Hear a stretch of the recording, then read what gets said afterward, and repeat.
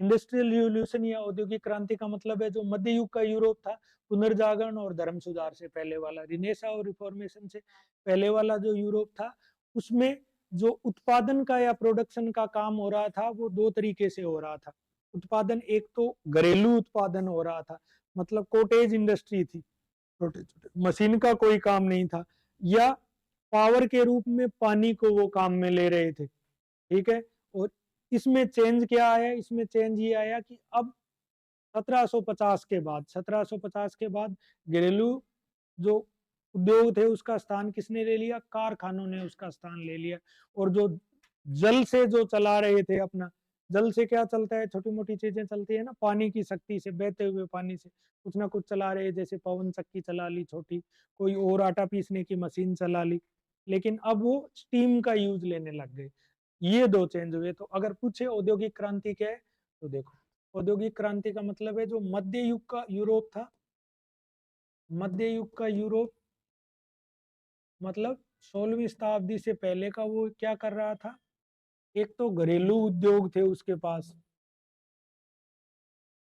और दूसरा था जल शक्ति से चला रहा था उनको। और ये चेंज किस में हो गई, कब हुई चेंज, 1750 के बाद। और इसका स्थान किसने ले लिया, इसका स्थान ले लिया घरेलू उद्योग की जगह, तो क्या आ गए, कारखाने आ गए, इंडस्ट्री आ गई। और जल शक्ति की जगह क्या आ गई, वाष्प शक्ति या स्टीम।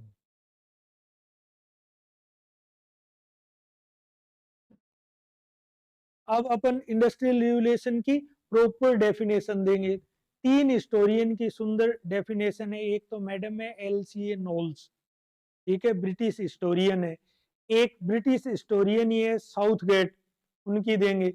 और एक है अर्नोल्ड जोसेफ टाइनबी, वो भी ब्रिटिश हिस्टोरियन थे। इन तीन की अपन डेफिनेशन देंगे। पूछे औद्योगिक क्रांति क्या है, और इसका शुरू होने का टाइम क्या है, 1750। और शुरुआत कहाँ से हुई, इंग्लैंड से।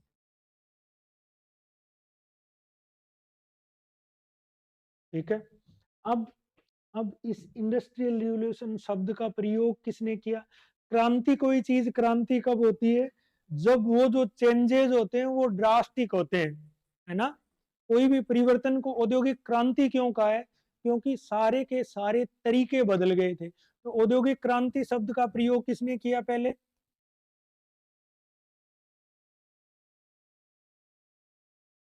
देखो, औद्योगिक क्रांति शब्द का प्रयोग इंडस्ट्रियल रिवॉल्यूशन का किसने किया, एक फ्रांसीसी थे, फ्रांसीसी नेता थे, पॉलिटिशियन, ब्लांक। ब्लांक ने कहा पहले कि ये तो औद्योगिक क्रांति है। और इसके बाद में प्रॉपर शब्द किसने यूज शुरू किया, अर्नोल्ड जे टाइनबी, अर्नोल्ड जोसेफ टाइनबी। इनके चाचा थे वो अर्नोल्ड टाइनबी, वो सोशियोलॉजिस्ट थे। तो अर्नोल्ड जोसेफ या अर्नोल्ड जे टाइनबी याद रखना है अपने को। औद्योगिक क्रांति दिया, नाम कहा, ठीक है। क्यों कहा, क्योंकि जो उत्पादन के साधनों में जो परिवर्तन आए वो बहुत क्रांतिकारी या बहुत रिवोल्यूशनरी थे। और उत्पादन के साधनों साधनों में परिवर्तन नहीं आए, इसकी वजह से सोशल चेंज भी हुए। जब कारखाना पद्धति स्थापित हो गई तो साम्यवाद जैसी नई, मतलब इको पॉलिटिक्स, नई थ्योरीज भी आ गई, नई आर्थिक राजनीतिक थ्योरीज भी आ गई। वो जो परिवर्तन थे उनको औद्योगिक क्रांति का, ठीक है। अब जैसे अब ये अर्नोल्ड टाइन अभी क्या कहता है कि 1750 के बाद, 1750 के बाद उत्पादन पद्धति में, उत्पादन में ही हुए ना, उत्पादन पद्धति में जो क्रांतिकारी परिवर्तन हुए,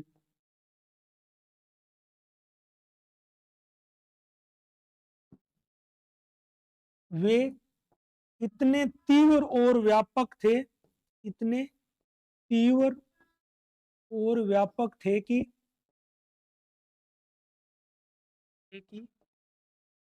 उनको क्रांति की संज्ञा दी जानी चाहिए।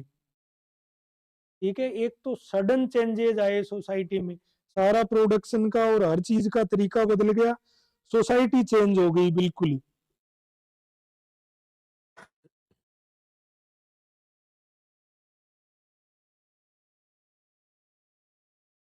तीव्र और व्यापक को कहेंगे intense and comprehensive. The changes in the pattern of production must be titled as revolution because the changes were very intense and comprehensive। ठीक है, ये परिभाषा याद रखनी है। ठीक है, अर्नोल्ड जे टाइनबी वाली। ठीक है ना। 1850 के बाद घरेलू कुटीर उद्योग का स्थान किसने ले लिया? कारखानों ने ले लिया। और जो जल की शक्ति से काम हो रहे थे, वो वाष्प शक्ति, जल की शक्ति से है ना, मतलब बहते हुए पानी में कोई पहिया टाइप की चीज छोड़ दो, वो जब घूमेगा तो कोई और मशीन चलेगी, चाहे उससे पवन चक्की चला लो, चाहे उससे आटा पीस लो, या चाहे कोई और काम कर लो। इतना तो पता है ना बेसिक। तो वहाँ वो काइनेटिक जो जिसको गतिज ऊर्जा कहते हैं। ठीक है ना, काइनेटिक एनर्जी। ठीक है, फिर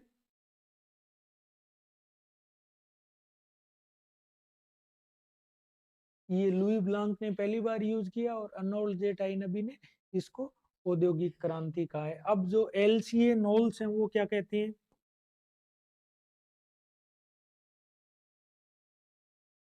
एलसीए नोल्स, ये मैडम थी, ये भी ब्रिटेन की थी।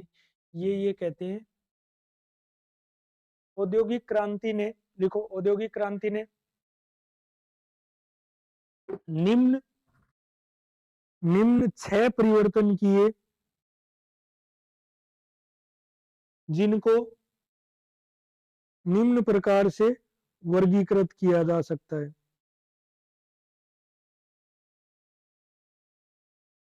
ठीक है, 6 परिवर्तन किस किस से माने उन्होंने औद्योगिक क्रांति के बाद में? एक तो लौह उद्योग, क्योंकि बड़ी मशीनें आयरन से बनती है ना, लौह उद्योग। और बड़ा काम हुआ वस्त्र उद्योग में। औद्योगिक क्रांति का जो फर्स्ट फेज है ना, उसमें सारे के सारे आविष्कार टेक्सटाइल इंडस्ट्री में हुए थे। ठीक है, थर्ड हो गया केमिकल इंडस्ट्री।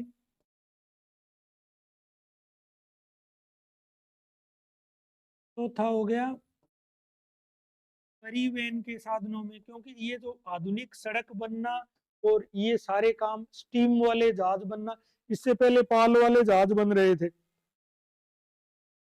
पाल वाले जहाज कैसे चलते थे? हवा की गति के हिसाब से चलते थे। जब से स्टीम वाले जहाज आए तो पानी के फ्लो के विपरीत भी चल सकते हैं ना। तो परिवहन के साधनों का हुआ, रसायन का विकास हुआ, और हुआ, देखो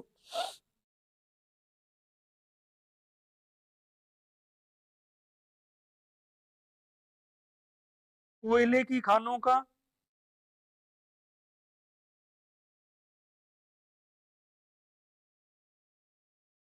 और इंजीनियरिंग का। कोयले की खानों का विकास,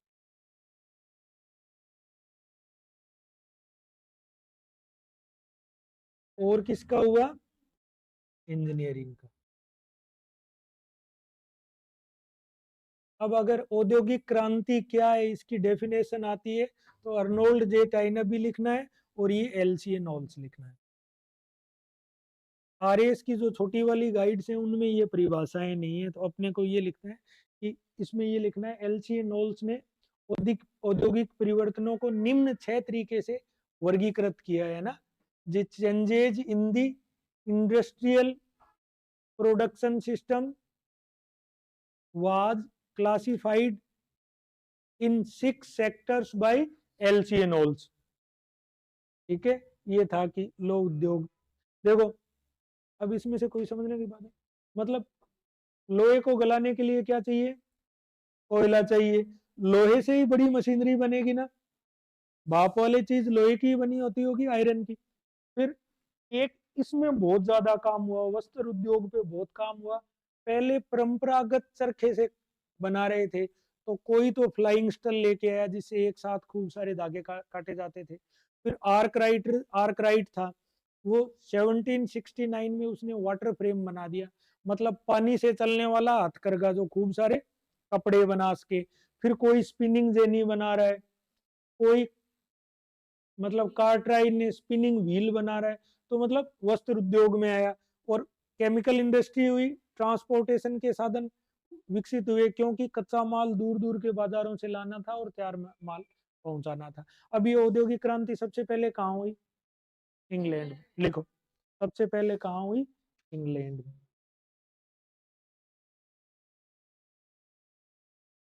अब ये मेंस का सवाल बनता है, सबसे पहले औद्योगिक क्रांति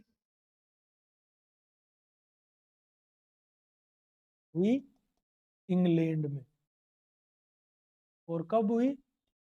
1700। अब इंग्लैंड में क्यों हुई, ये मेंस के लिहाज से इंपॉर्टेंट सवाल बनता है कि औद्योगिक क्रांति इंग्लैंड में होने के कारण। तो कारणों में है ना, वही गाइड वालों से 4-5 कारण अपन एक्स्ट्रा लिख रहे हैं। देखो, पहला कारण क्या था, सुनते जाना। एक तो पुनर्जागरण धर्म सुधार तो पूरे यूरोप में ही हो गया था, लेकिन इस औद्योगिक क्रांति का बेस इंग्लैंड में, जबकि इंग्लैंड छोटा देश था, इंग्लैंड की पॉपुलेशन बहुत कम थी। ज्यादा अच्छी स्थितियां तो फ्रांस में मौजूद थी या हॉलैंड में थी। फ्रांस हॉलैंड में होनी थी, लेकिन फ्रांस हॉलैंड में क्यों नहीं हुई? एक तो फ्रांस लंबे टाइम तक युद्धों में उलझा रहा। 1789 में फ्रांस में क्रांति हो गई थी, फिर नेपोलियन आ गया, वो युद्ध में लगे रहे। हॉलैंड में होना था, लेकिन हॉलैंड में नहीं हो पाई। इंग्लैंड में ही क्यों हुई, उसके कुछ कारण थे। कारण, पहले तो इंग्लैंड में कारण था, पहला तो वहां कृषि क्रांति हो गई थी, कृषि क्रांति हो चुकी थी।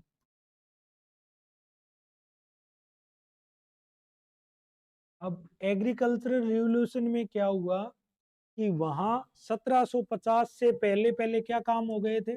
1750 से पहले एक तो सामंतवाद खत्म हो गया था, सामंतवाद या फ्यूडलिज्म समाप्त हो गया था। इस व्यवस्था में क्या होता था, इंग्लैंड में बड़े बड़े मैनर या मैनर व्यवस्था थी, जिसमें एक सामंत के अधीन किसान मजदूर का काम करते थे। उनसे वो जमीन छीन के किसानों के पास आ गई। पहला कारण तो ये, तो वहां सामंतवाद एक तो खत्म हो गया था। ठीक है। दूसरी, खेतों की चकबंदी हो गई थी, छोटे छोटे खेत मिलाकर बड़े बड़े खेत बना लिए थे।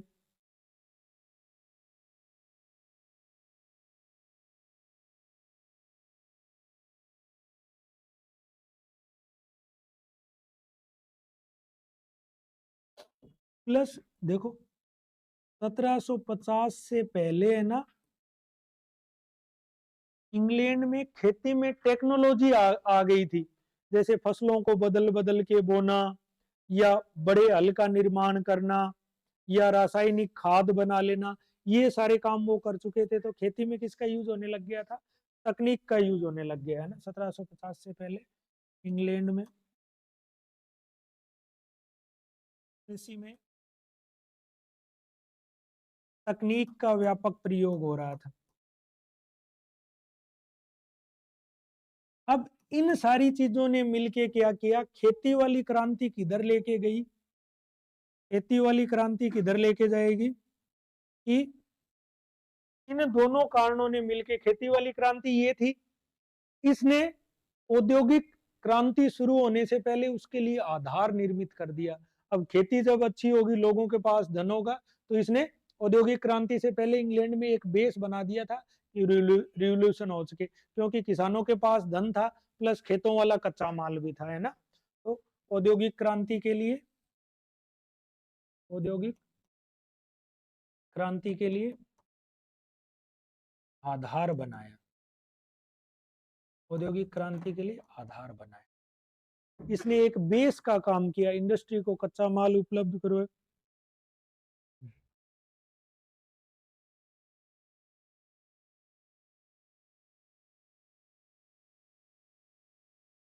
अभी खत्म कर देता हूँ 10 मिनट 10-15 10-15 मिनट रोक, भेज दो भेज दो भेज दो भेज। तो इसने एक बेस तैयार कर दिया था, ठीक है। दूसरा क्या हुआ कि वहां डेमोग्राफिक रिवॉल्यूशन भी हो गई थी। डेमोग्राफिक का मतलब क्या होता है, जनसांख्यिकी है ना, जनसंख्या में वृद्धि हो गई थी वहां, जनसांख्यिकी जनसांख्यिकीय क्रांति। अब जनसांख्यिकीय क्रांति क्या थी, इंग्लैंड की जनसंख्या बहुत कम थी, लेकिन 1740 के बाद वहां की पॉपुलेशन बहुत तेजी से बढ़ी, ठीक है। क्यों बढ़ी, क्योंकि कृषि में सुधार हो गया था, और जब कृषि का सरप्लस प्रोडक्शन होगा, लोगों के जीवन का स्तर सुधरेगा, जीवन का स्तर सुधरेगा तो जनसंख्या में वृद्धि हो जाएगी, ठीक है। जनसांख्यिकीय क्रांति मतलब लिख लो, 1740 के बाद इंग्लैंड की जनसंख्या तीव्र गति से बढ़ी, तीव्र गति से। अब ज्यादा लोग होंगे तो ही होगी ना भाई, इंडस्ट्रियल रिवोल्यूशन के लिए मजदूरों का होना, कैपिटल का होना, यही तो सारी चीजें जरूरी है। तो यहाँ की जनसंख्या, इंग्लैंड की जनसंख्या तेजी से बढ़ी।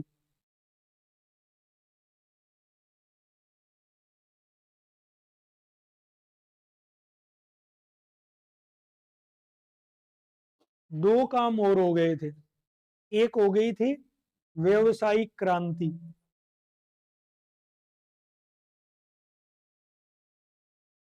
अब ये व्यवसायिक क्रांति क्या थी,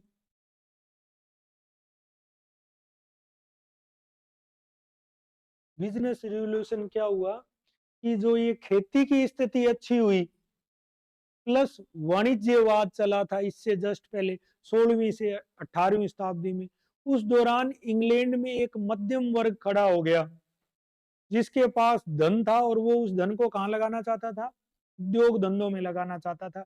इसीलिए देखो 1750 के बाद ही, जब 1750 की औद्योगिक क्रांति होगी, इसको इंडियन हिस्ट्री से कैसे जोड़ना है, 1750 के बाद ही भारत में उसकी क्षेत्रीय आकांक्षाएं जागृत होगी। उससे पहले उसने कहीं अधिकार किया क्या, क्यों किया बाद में, क्योंकि उसके पास औद्योगिक क्रांति के बाद खूब सारा माल आ गया था, उसको बाजारों में खपाना था, उसको निर्यात करना था ना।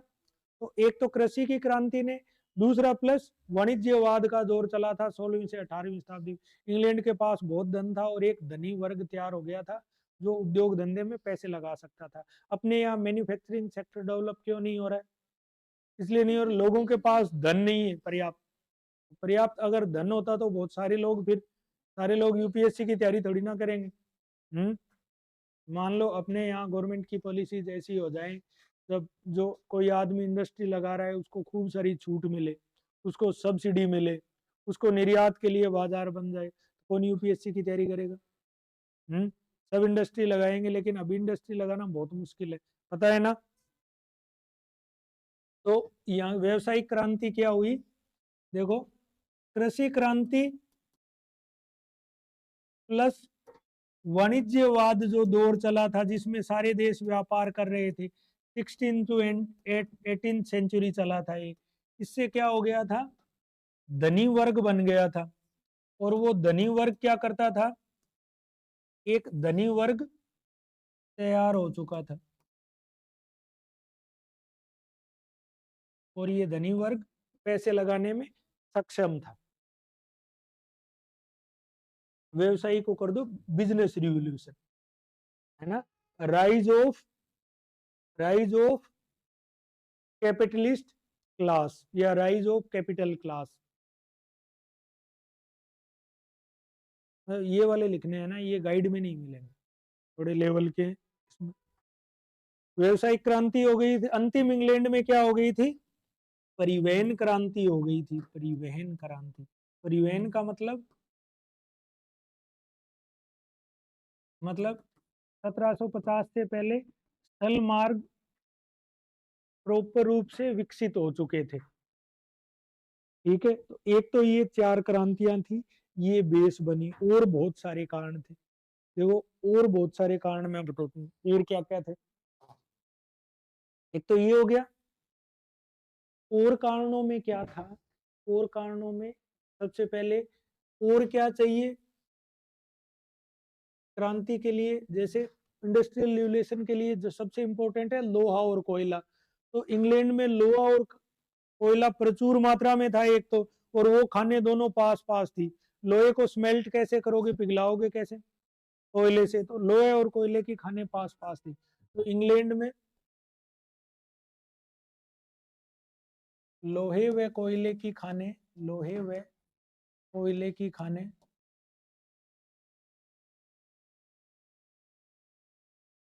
प्रचुर मात्रा में थी और पास पास थी।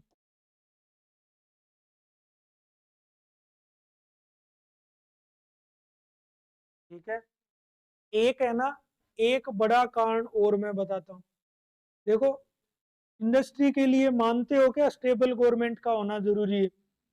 मान लो कभी त्रिशंकु सरकार आ जाए तो शेयर मार्केट गिर जाता है, क्योंकि जब तक सरकार को पूर्ण बहुमत नहीं होगा, वो खुल के अपनी आर्थिक नीतियां, है ना, वो कहेंगे मैं तो मेरा समर्थन ले रहा हूँ वापिस, मुझे ये तेरा मॉडर्नाइजेशन पसंद नहीं आया, ये इंडस्ट्री के लिए ऐसी पॉलिसी नहीं। जो पार्लियामेंट्री सिस्टम है, संसदीय व्यवस्था, इंग्लैंड में 1215 से ही शुरू हो गई थी, जब वहां के राजा ने मैग्ना कार्टा को स्वीकार कर लिया था। तो औद्योगिक क्रांति होने से पहले वहां प्रॉपर पार्लियामेंट्री सिस्टम इंग्लैंड में डेवलप हो चुका था। ठीक है, तो लिखो, इंग्लैंड में औद्योगिक क्रांति से पूर्व ही, औद्योगिक क्रांति से पूर्व ही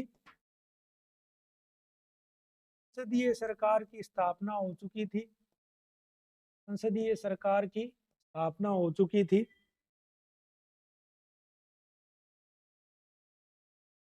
जिसकी रुचि, जिसकी रुचि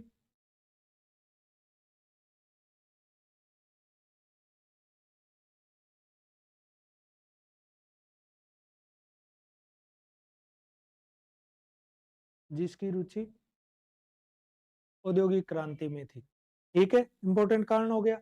अगला क्या होगा देखो, इंग्लैंड से ज्यादा अच्छी स्थिति किसकी थी, ज्यादा अच्छी थी फ्रांस की और हॉलैंड की। अब इंग्लैंड में तो क्या थी, इंग्लैंड में तो लगातार ये जो काल है 1750 से पहले पहले, वो शांति का काल था। किसी भी देश के लिए इंडस्ट्रियल डेवलपमेंट के लिए ये जरूरी है कि एक स्टेबल गवर्नमेंट, स्थिर सरकार हो, कानून व्यवस्था अच्छी और शांति का काल हो। युद्ध काल में तो उद्योग धंधों का विनाश होता है ना, तो युद्ध, तो इसमें इंग्लैंड में तो क्या रहा, शांति का काल, सुव्यवस्था का काल था। तो ये कहे भी फ्रांस में ज्यादा अनुकूल स्थितियां थी, फ्रांस और हॉलैंड में क्रांति क्यों नहीं हुई।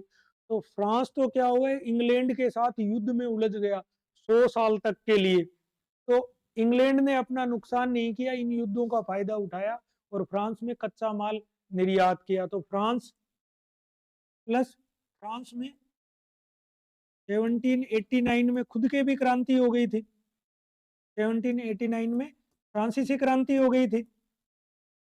फिर 1789 से लेके 1820 तक ये युद्धों में उलझा रहा, जब तक नेपोलियन मर नहीं गया। नेपोलियन ने क्या किया बाद में, 1804 के बाद में वो महाद्वीपीय व्यवस्था लागू करेगा, मतलब उसने पूरी दुनिया से युद्ध मोल ले लिया था। तो फ्रांस, फ्रांस की क्रांति के बाद और नेपोलियन के युद्धों में उलझ गया था। और हॉलैंड को क्या किया, हॉलैंड बाकी यूरोपीय देशों की साम्राज्यवादी नीति का शिकार हो गया था। लिखो, हॉलैंड बाकी यूरोपीय देशों की साम्राज्यवादी नीतियों का शिकार हो गया था। इंग्लैंड के लिए ये शांति सुव्यवस्था का काल था। सुव्यवस्था,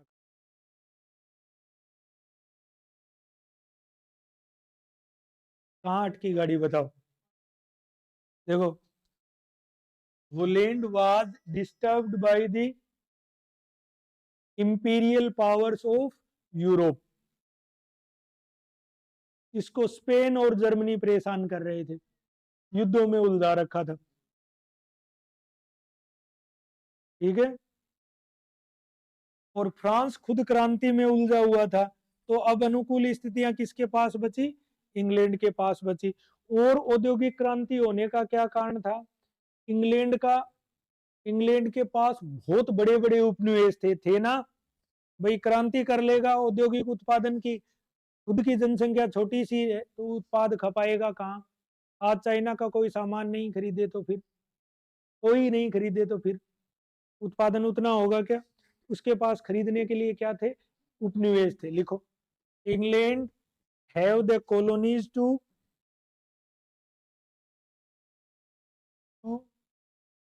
कंज्यूम दी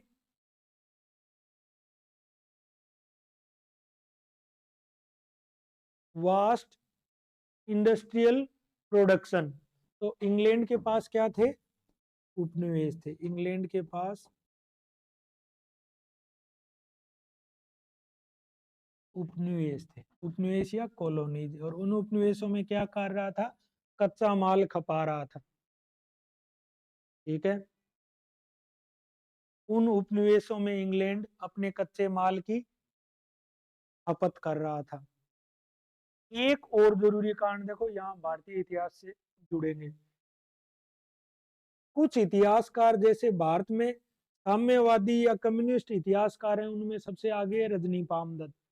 अब रजनी पामदत्त एक तो आदमी था, लेकिन रहता इंग्लैंड में था। क्यों? क्योंकि उसके पापा थे जो भूपेंद्र नाथ दत्त, वो तो इंडियन थे, माँ थी स्वीडन की थी, तो वो इंग्लैंड में रहता था। एक तो भारत में साम्यवादी इतिहास लेखन की शुरुआत रजनी पामदत्त ने करी। अब दूसरा, जो आर्थिक शोषण था भारत का, इकोनॉमिक एक्सप्लॉइटेशन, सबसे पहले किसने उजागर किया था?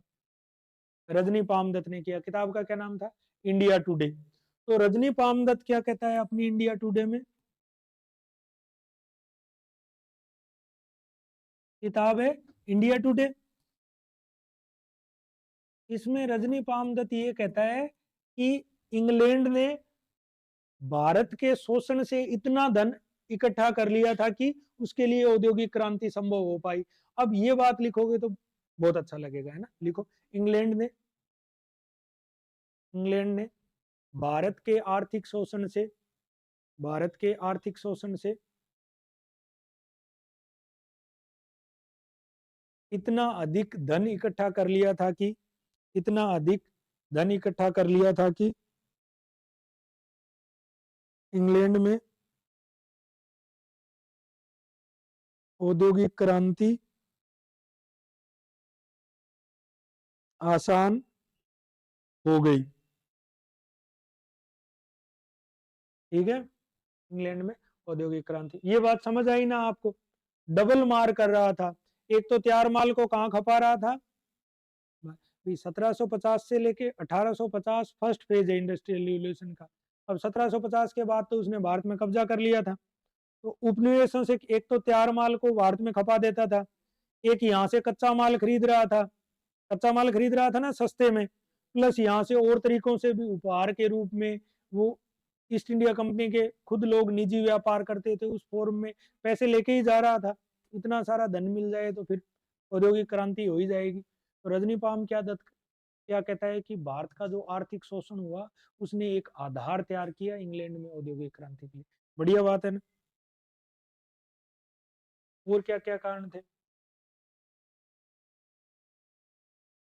गाइड में लिखे हुए हैं 7-8 कारण, अपन 20 कारण लिखेंगे। ठीक है, फिर सीक्वेंस वाइज लिखते जाना है ना। और देखो और कारण क्या थे? इंग्लैंड की भौगोलिक अवस्थिति, geographical condition of England, England की भौगोलिक स्थिति।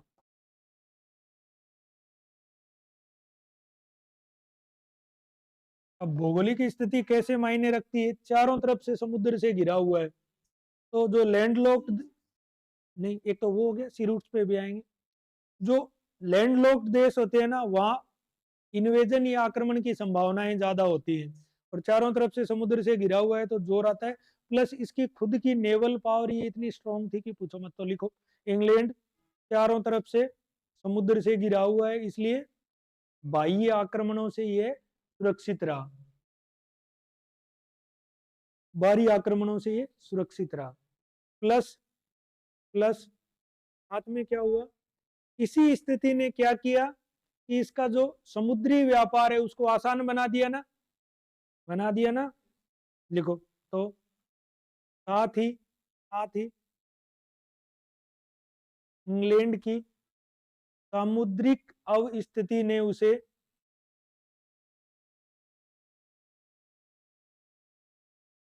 समुद्र पारीय व्यापार में अग्रणी रखा।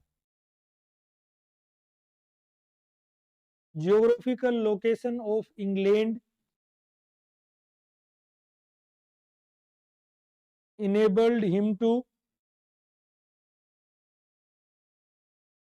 ट्रांसकॉन्टिनेंटल ट्रेड, मतलब समुद्र पारीय व्यापार। अब कोई जैसलमेर वाला ये सोचे कि मैं पानी वाला जहाज चलाऊंगा तो दोरों में भले ही चला ले, है ना, ठीक है,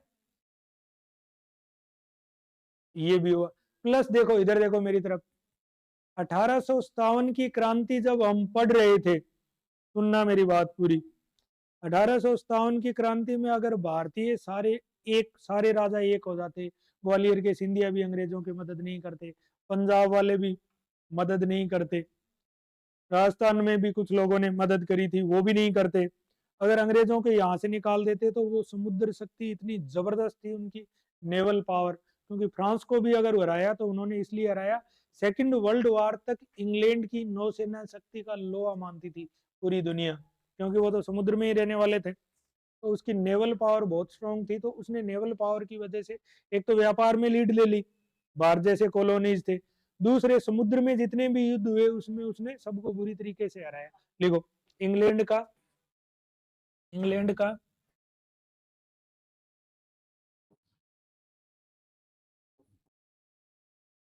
समुद्र में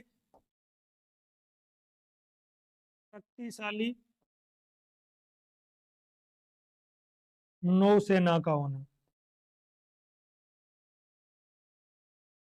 देखो 1946 में जो रेटिंग्स वाला विद्रोह हुआ था ना नाविकों का, वहां भी एक लाइन है अगर ठीक से पढ़ते हो तो स्पेक्ट्रम में, कि जो जिस नेवी पे इंग्लैंड इतना घमंड करता था वो घमंड कहाँ टूट गया, जब नाविकों ने भारत में विद्रोह कर दिया, उसको लगा अब तो चले जाऊं, तो बहुत बहुत जबरदस्त नेवल पावर थी,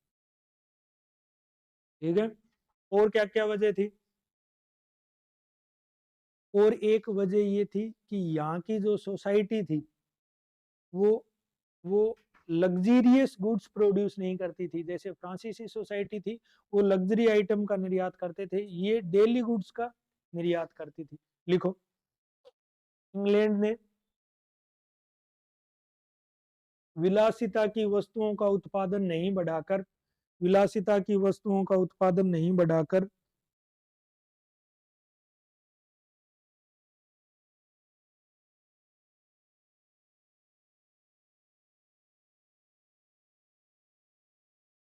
वस्त्र और वस्त्र और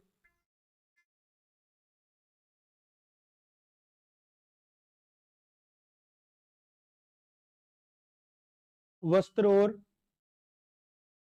घरेलू उपयोग की वस्तुओं का उत्पादन किया,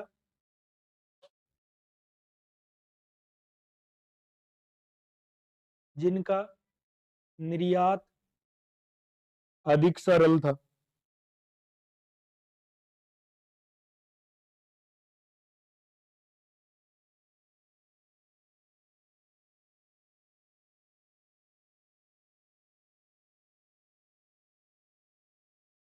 ठीक है,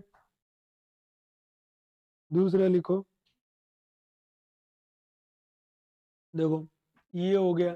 एक जो इंग्लैंड का समाज था ना वो फ्री सोसाइटी थी, फ्री सोसाइटी कैसे थी कि वहाँ औद्योगिक क्रांति होने से पहले सामंतवाद का अंत हो गया था, वहां सामंत क्या करते थे, मैनर व्यवस्था थी, मैनर व्यवस्था मतलब कृषि दास व्यवस्था, सामंत के पास एक जमीन होती थी, वहां फिक्स किसान होते थे, उनको वो जगह छोड़ के भागने नहीं देता था शहरों की तरफ। और औद्योगिक क्रांति कब सफल होगी, जब तीन चीजें जरूरी होती हैं, एक तो लैंड, लेबर और तीसरी कैपिटल, तीन चीजें। तो गांव जो सामंतवाद खत्म हो गया तो लोगों ने गांव छोड़ के शहरों में बसना शुरू कर दिया। तो इंग्लैंड ने जब औद्योगिक क्रांति शुरू हुई तो उसके पास पर्याप्त मात्रा में मजदूर थे। बाकी देशों में अभी भी सामंतवाद चल रहा था, तो सामंत पकड़ के किसानों से खेती करवाता था, उनको भागने नहीं देता था। ठीक है, तुम भागने देते होगे तुम्हारे चौथी पांचवी को, नहीं भागने देते ना, वैसे ही लिखो। अब इंग्लैंड में लिखना, इंग्लैंड में नेक्स्ट कारण लिखना, इंग्लैंड में समाज अधिक मुक्त विचारों वाला था, समाज मुक्त विचारों वाला था,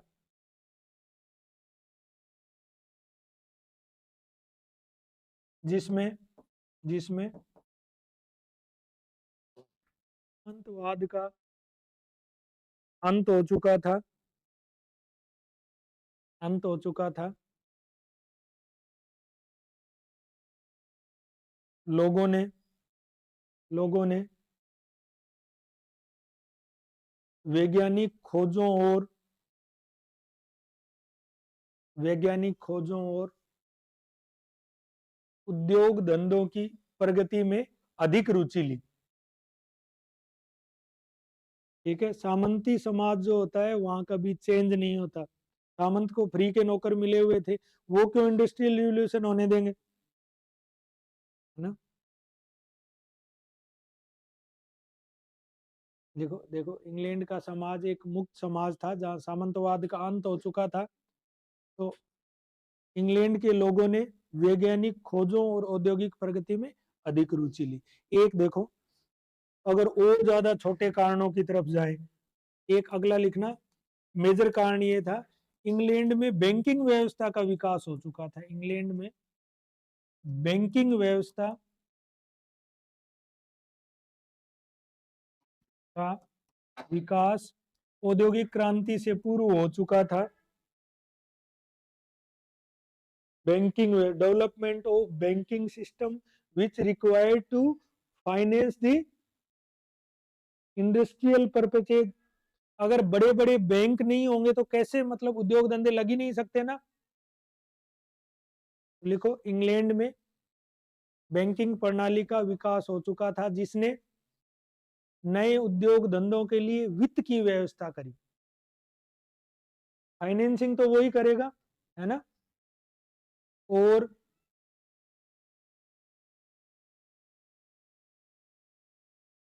देखो, इंग्लैंड में अगला कांड लिखना, इंग्लैंड में अब इन सारी चीजों से है ना, जैसे देखो देखो, वाणिज्यवाद के कारण वाणिज्यवाद के कारण इंग्लैंड में नए धनी वर्ग का उदय हो चुका था, नए धनी वर्ग का उदय हो चुका था जो उद्योग धंधों की स्थापना में रुचि रखता था। देखो, ये वाणिज्यवाद या मर्केंटिलिज्म क्या था।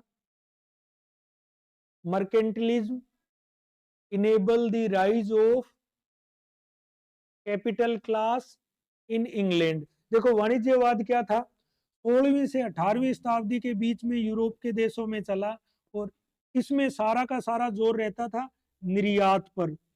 तो लोगों ने व्यापार कर करके धन इकट्ठा कर लिया था, तो नई एक धनी वर्ग हो गया था, और उस धनी वर्ग का इंटरेस्ट किस में था, उद्योग धंधों में था।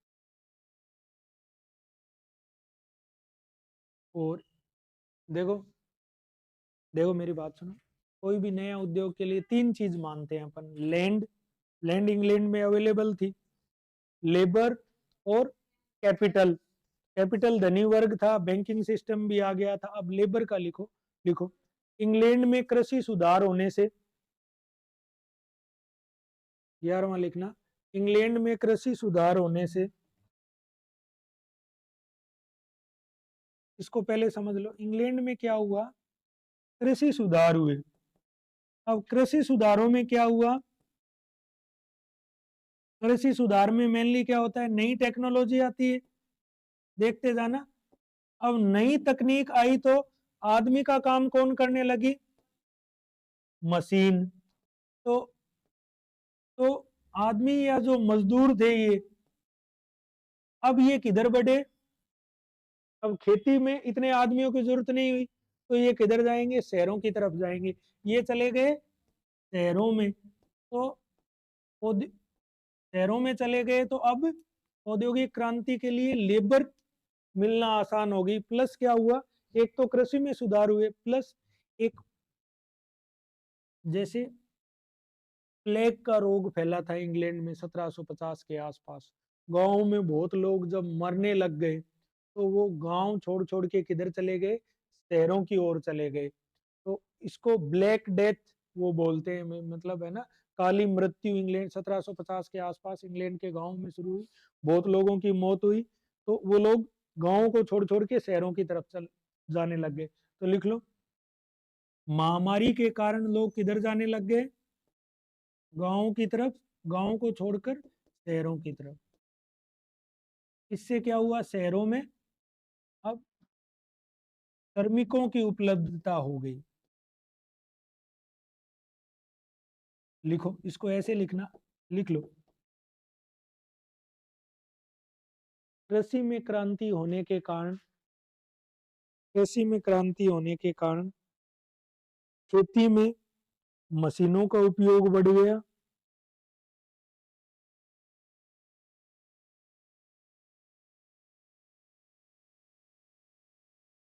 खेती में मशीनों का उपयोग बढ़ गया, तो शेष श्रमिक, शेष श्रमिक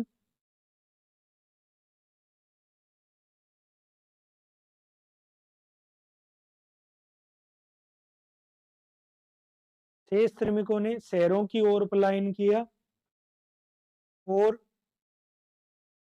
औद्योगिक क्रांति से पूर्व, औद्योगिक क्रांति से पूर्व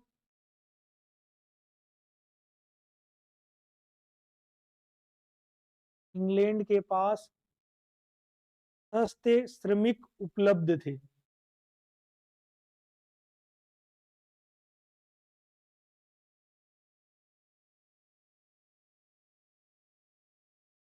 सस्ते श्रमिक उपलब्ध थे, जबकि जबकि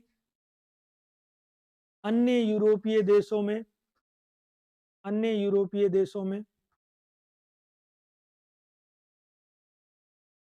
अभी भी, अभी भी सामंतवाद प्रचलित था,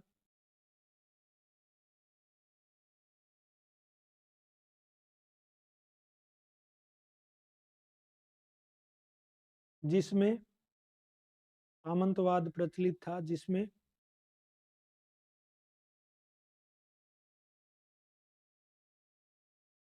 कृषक दास व्यवस्था चली आ रही थी। ठीक है, वो जो मैनर सिस्टम था, उसमें जो फ्यूडेटरी या सामंत होता था, वो किसानों को दास बना के रखता था, तो वो क्या शहर चले जाएंगे और क्या औद्योगिक क्रांति कर देंगे। और सामंत की नई टेक्नोलॉजी में बिल्कुल भी रुचि नहीं थी। ठीक है, ये मेन कारण है। अगर आपसे पूछते हैं कि औद्योगिक क्रांति सबसे पहले इंग्लैंड में क्यों हुई, इंग्लिश में लिखो, लिख लिया। बाकी करते हैं कल। इंडस्ट्रियल रिवोल्यूशन बहुत इंपॉर्टेंट टॉपिक है, यूपीएससी मेंस में हर बार सवाल पूछे जाते हैं, आरएएस खूब सारी पूछती है। वाइजली पढ़ोगे तो ये आपके ऐसे में बहुत काम आएगा। दुनिया में दो बड़े चेंजेस हुए हैं जिन्होंने दुनिया को जबरदस्त रूप से प्रभावित किया है। एक तो मिजोलिथिक एज से नियोलिथिक एज में आना। मिजोलिथिक एज में आदमी हंटर था, आर्किटेक्ट था, और उसने खेती और पशुपालन करना सीख लिया, तो या तो दुनिया में बड़ी क्रांति वो हुई है, या इंडस्ट्रियल रिवोल्यूशन हुई है। जितनी भी अच्छी चीजें हैं, जितने भी साइंटिफिक इन्वेंशन देख रहे हो आज के, उनका बेस वो इंडस्ट्रियल रिवोल्यूशन है। जितने भी सोशल कॉन्फ्लिक्ट हैं, स्पेशली मार्क्सिज्म वाले या सोशलिज्म वाले, समाजवाद और साम्यवादी संघर्षों की शुरुआत यहीं से तो हुई थी। एक महिलाओं ने कारखाना बनने के बाद काम किया, तो वुमन लिबरेशन की शुरुआत कहाँ से हुई, यहीं से होती है। और लेबर वेलफेयर की बात होती है, तो उसकी शुरुआत कहाँ से होती है, यहाँ से होती है। अर्बनाइजेशन की शुरुआत कहाँ से होती है, यहीं से होती है। तो इस टॉपिक को आपको वाइजली ऐसे में भी काम में लेना है। ठीक है, हर एक चीज का मतलब आपको बेस यहाँ तैयार मिलेगा, इसको समझदारी से पढ़ना।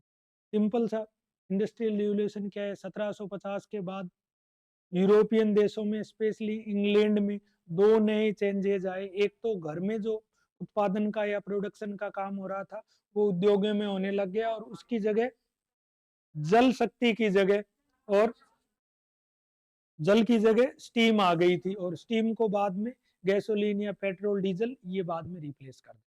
ठीक है, फिर हमने पढ़ लिया था कि इंग्लैंड में ही क्यों हुई। ठीक है, जैसे 2017 का यूपीएससी मेंस का क्वेश्चन है यही कि इंग्लैंड में ही शुरू क्यों हुई, तो अपन ने खूब सारे कारण पढ़ लिए थे। ठीक है, अब आगे है ना, डेफिनेशन पढ़ ली थी, साउथ गेट का बताना है, टाइनबी का बताना है, और एलसीए नोल्स का बताना है। ये डेफिनेशन देनी है अपने को मेंस में। प्रॉपर जैसी डेफिनेशन दी, इसको हिस्टोरियोग्राफी कहते हैं, और ये अच्छा लगता है ना, मतलब आंसर बहुत अच्छा लगता है। ठीक है, नोट्स में बना के दे दूंगा, दो के फर्स्ट 2 चैप्टर के टाइप है, शॉर्ट करके कंसाइज करके दे दूंगा। आरएएस वाले भी वही, आईएएस वाले भी। ठीक है, मतलब अपना ठीक रहे औरों से। अब इस इंडस्ट्रियल रिवॉल्यूशन का एक बेस था, बैकग्राउंड था। कोई भी क्रांति ऐसे थोड़ी ना हो जाती है। तो इससे पहले इंग्लैंड में जो एग्रीकल्चर वाला सेक्टर है उसमें कुछ सुधार हुए थे। वो सुधार क्या थे वो देखो, है ना। Background of the industrial revolution, औद्योगिक क्रांति की पृष्ठभूमि। अब इस पृष्ठभूमि में आएगा, इंग्लैंड में एग्रीकल्चरल टेक्नोलॉजी आई थी कुछ। इंग्लैंड में नई कृषि प्रौद्योगिकी आई थी, है ना, कृषि प्रौद्योगिकी।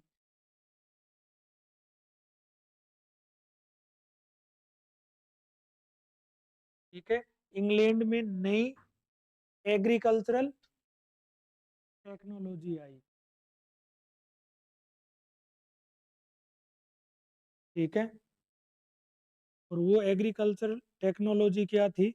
जैसे या तो बड़े बड़े हल बनने लग गए, रासायनिक खाद का उपयोग होने लग गया, ये इस तरीके की चीजें थी।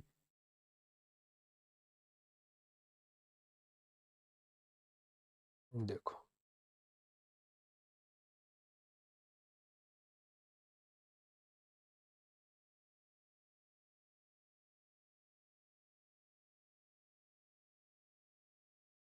जो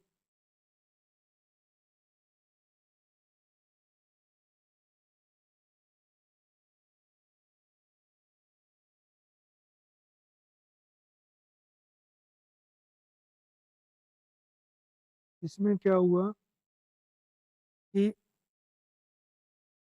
जैसे कृषि, एक व्यक्ति था जेथ्रो टल ने क्या बनाया? जेथ्रो टल ने बनाया सीड मशीन। जेथ्रो टल ने क्या बनाई? इंग्लैंड का ही था, सीड। इससे क्या होता था? इस सीड से मतलब खूब सारी, जैसे खेती करने वाले जानते हैं ना, हल को क्या बोलते हो? हल तो हल ही होता है, मतलब वो कई सारे होते हैं ना, लंबे लंबे हल, वो खूब सारे। तो ये जो सीड मशीन थी ना, जेथ्रोटल वाली, ये क्या करती थी? खूब सारी बुआई कर सकती थी, है ना। जो प्लोगिंग एरिया था वो बढ़ गया, मतलब पहले तो बैल से अगर हल खींच रहे हैं तो उसकी लिमिटेशन होती है ना, तो इसने उसको बड़ी बना दिया उसको, तो प्रॉपर तरीके से जो फील्ड प्लोगिंग का काम है वो प्रॉपर तरीके से होने लग गया। जेथ्रोटल की सीड,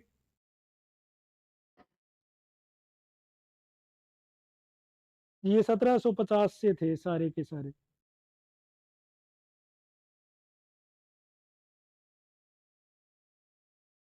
देखो, अब क्या हुआ, जेथ्रोटल ने तो 1750 से पहले सीड मशीन बना दी। इसके बाद एक व्यक्ति आया, बैकवेल। बैकवेल ने क्या समझाया? बैकवेल ने सुधाया पशुओं की नस्ल सुधार।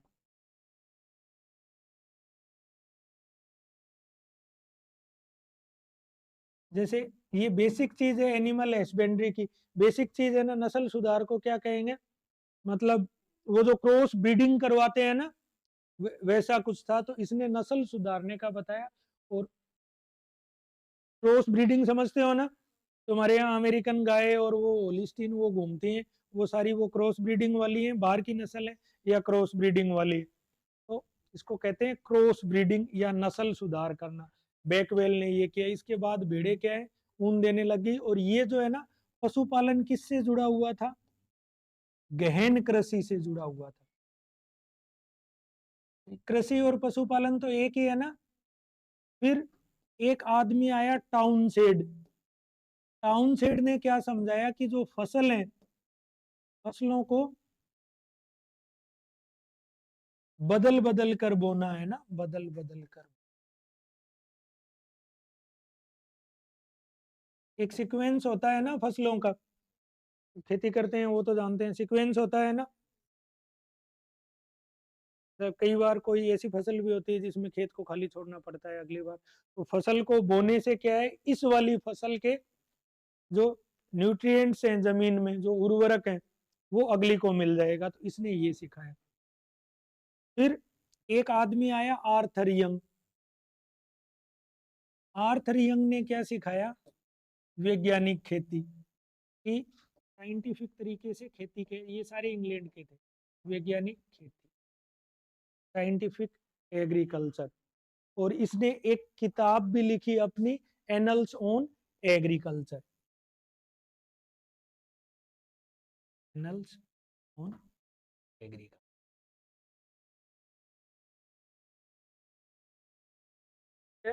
तो इस इन सारे कामों से क्या होगा, अब आगे आएगा एक व्यक्ति जर्मनी का, लिबिंग।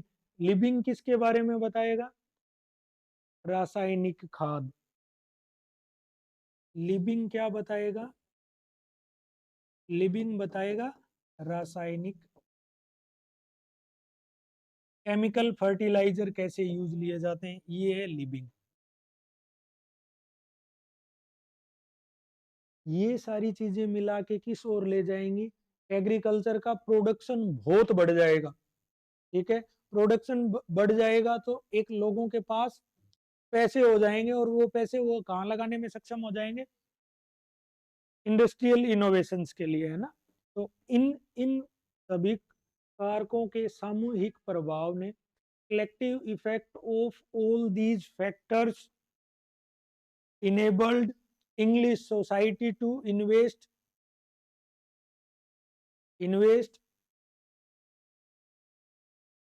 in the industrial innovations। Hindi में ऐसे लिखना, इन सभी कारकों के सम्मिलित प्रभाव ने, इन सभी कारकों के सम्मिलित प्रभाव ने कृषि की उपज को बढ़ा दिया, कृषि की उपज को बढ़ा दिया। और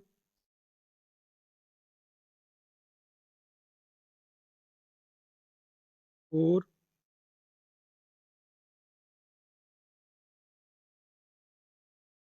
कृषि के इस अधिशेष धन ने, कृषि के इस अधिशेष धन ने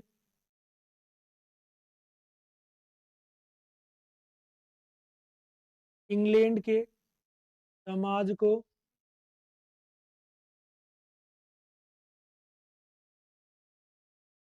औद्योगिक तकनीकी के नवोन्मेष में, नवोन्मेष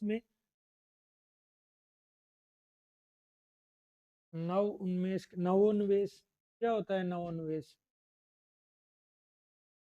नवोन्मेष इनोवेशंस है ना, न्यू इनोवेशंस। नवोन्मेष में धन निवेश करने में सक्षम बनाया।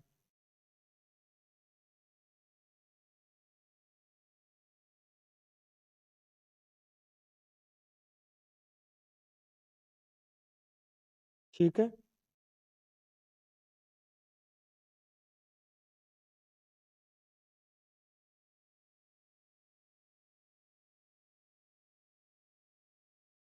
बढ़े आगे। अब ये तो खेती में हो गया। अब अब लिखो, इंग्लैंड में औद्योगिक क्रांति बेस हो गया था, फिर इंग्लैंड में औद्योगिक क्रांति हो गई, अपन ने कारण पढ़ ली। अगर खेती में क्रांति नहीं हुई होती तो कैसे धन इन्वेस्ट करते, तो खेती से वो किधर की तरफ बढ़े, इंडस्ट्री की तरफ बढ़े। और अपन भारत में खेती से कहाँ बढ़े, सीधे सीधे सर्विस सेक्टर की ओर बढ़े, ठीक है ना, क्योंकि उनके पास धन था। अगर किसान के पास आज धन हो तो वो एग्रीकल्चर टेक्नोलॉजी में इन्वेस्ट करेगा ना, उसके पास धन होगा तो वो फिर कोल्ड स्टोर भी बनाएगा, है ना, वो मार्केटिंग करना भी सीखेगा, वो बिचौलिए भी खत्म कर देगा। लेकिन अभी तो ये रहता है कि जिस दिन फसल कटती है ना, उससे पहले वो धान मंडी वाले सेठ जी के यहाँ साल भर में वो करवा चुका होता है, ठीक है, ठीक है। तो सिंपल सा ये बेस था, इसको प्रॉपर तरीके से समझना है। अब लिखो, औद्योगिक क्रांति की शुरुआत इंग्लैंड में हुई, और इंग्लैंड में भी वस्त्र उद्योग में, है ना। औद्योगिक क्रांति सर्वप्रथम इंग्लैंड में हुई, इंग्लैंड में हुई, रीजन अपन पढ़ चुके। और वस्त्र उद्योग से इसका प्रारंभ हुआ।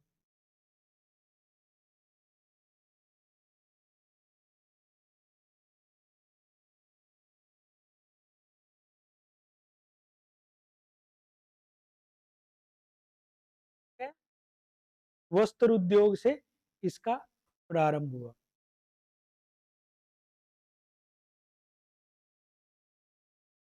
अब सिंपल सी वस्त्र उद्योग से प्रारंभ होगा, तो जो जो पहले तरखे और तकली से जो बना रहे थे, देख लेना इंग्लिश में क्या कहते हैं, तरखे और तकली को क्या कहते हैं ना, तरखे और तकली को रिप्लेस कौन कर देगा। जैसे एक तो होगी फ्लाइंग स्टल, फ्लाइंग स्टल इसको किसने बनाया था, जोन के नाम का एक व्यक्ति था, जोन के, 1733 में, है ना। ये फ्लाइंग स्टल से, है ना, एक साथ खूब सारे धागे काटे जा सकते थे, मतलब 8 धागे काटे जा सकते थे, फ्लाइंग स्टल। अब ये मत पूछना ये कैसी थी, मुझे भी नहीं पता, है ना।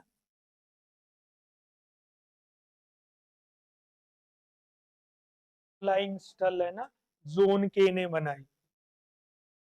हम्म, देखो, चरखा तो वो होता है जो स्पिनिंग व्हील, और तकली जहां तक मेरे को आइडिया, एक ऐसी कोई चीज होती है जिसके चारों तरफ धागा लिपटा हुआ होता है। Spindle, spindle, spindle, spindle, spindle वोर, राइट, स्पिंडल वोर, स्पिंडल वोर,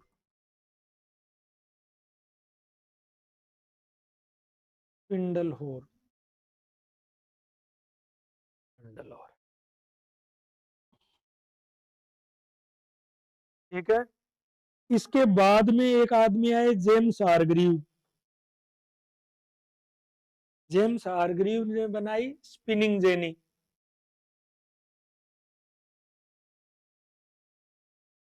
स्पिनिंग जेनी, ये किसने बनाई, जेम्स हारग्रीव ने। और ये भी सूत काटने के ही काम आती है ना, जेनी जहां लग गई मतलब सूत को काटने का। फ्लाइंग स्टल हो गई जॉन के ने, फिर स्पिनिंग जेनी बनाई जेम्स हारग्रीव ने 1864 में।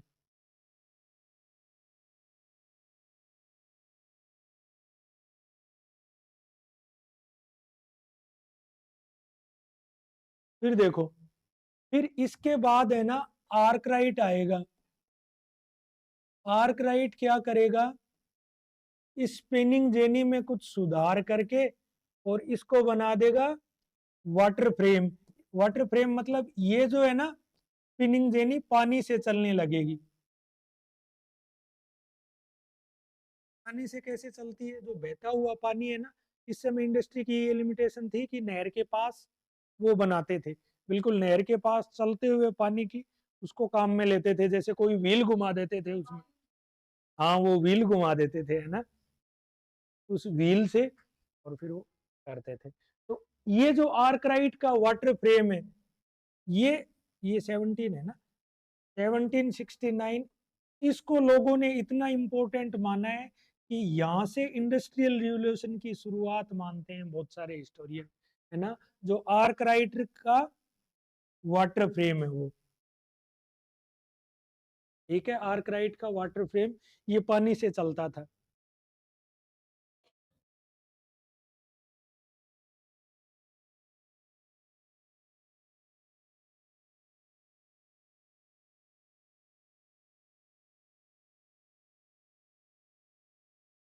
देखो, अब एक आए सज्जन, उन्होंने क्या किया, उनका नाम था सैमुअल क्रॉम्पटन। सैमुअल क्रॉम्पटन ने क्या किया, सैमुअल क्रॉम्पटन, इन्होंने इन दोनों को मिला के क्या बना दिया, म्यूल बना दिया। म्यूल, म्यूल का क्या काम, सेम वही धागा काटने का काम होता था। अरे जैसे कभी तो टीवी पे देखते हो, वो ऐसे ऐसे घूम घूम के धागे में धागे मिलाते रहते हैं ना, वो है ये। पीपीटी में मैंने फोटो भी लगा रखी है, क्या करोगे देख के, अपने को याद कर लेना ऐसे। कुल मिला के है ना, कपड़ा बनाने वाली मशीनें थी। टेक्सटाइल इंजीनियरिंग तो कर नहीं रहे अपने जो भी होंगे, ठीक है, ये थी, ठीक है। इन दोनों को मिला के और सैमुअल क्रॉम्पटन ने क्या बना दिया, म्यूल बना दिया, जो और फास्ट कपड़ा बनाने लग गया। वो भी लेना था, छोड़ो मैं करवा दूं, छोड़ो इसको, जाओ कर लूंगा। ये हो गया, ठीक है ना। तो इसके बाद एक आदमी आया, एली व्हिटने। एली व्हिटने क्या करेगा, कपास में से कपास को प्यूरिफाई करने, कपास ओटने को क्या कहेंगे, कपास को पीट पीट के बिनौले अलग करना, ठीक है, वो देख लेना है ना। एली व्हिटने ने क्या बनाया, एली व्हिटने कपास ओटने की मशीन।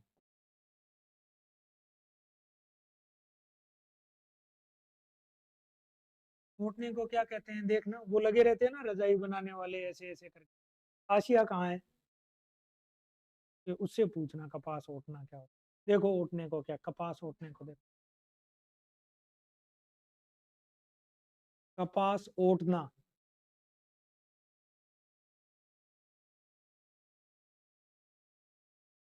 ठीक है।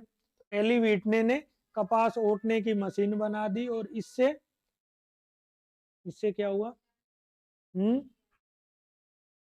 जिनिंग। देखो, सुनो, राजस्थान वाली कॉटन गुलाबपुरा वाली मशीन है ना, वो जिनिंग मशीन है। गुलाबपुरा भीलवाड़ा में है ना, कोऑपरेटिव सेक्टर की, वो उसको जिनिंग बोलते हैं ना, जिनिंग।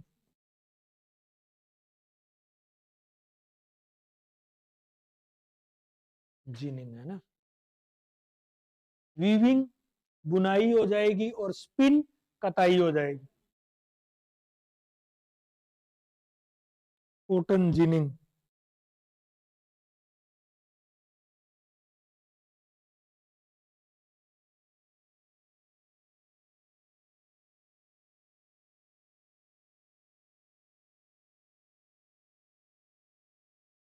ये हुआ था 1779 में, और ये हो गया 1770, ये 1779, ये 1793।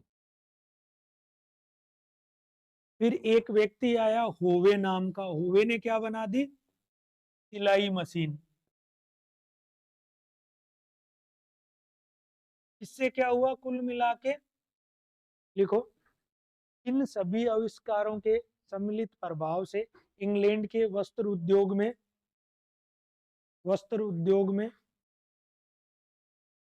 उत्पादन में अत्यधिक वृद्धि हुई।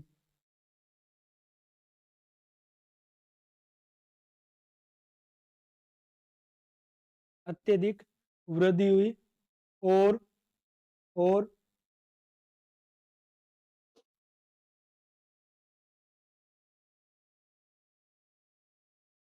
1800 के बाद हम देखते हैं कि 1800 के बाद हम देखते हैं कि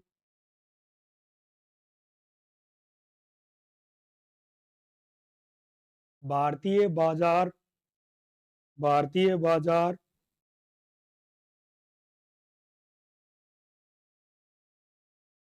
ब्रिटेन के मैनचेस्टर और लंकाशायर, दो शहर है ना टेक्सटाइल के लिए फेमस, मैनचेस्टर और लंकाशायर के बने कपड़ों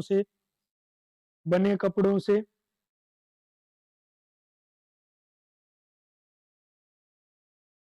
भारतीय बाजार को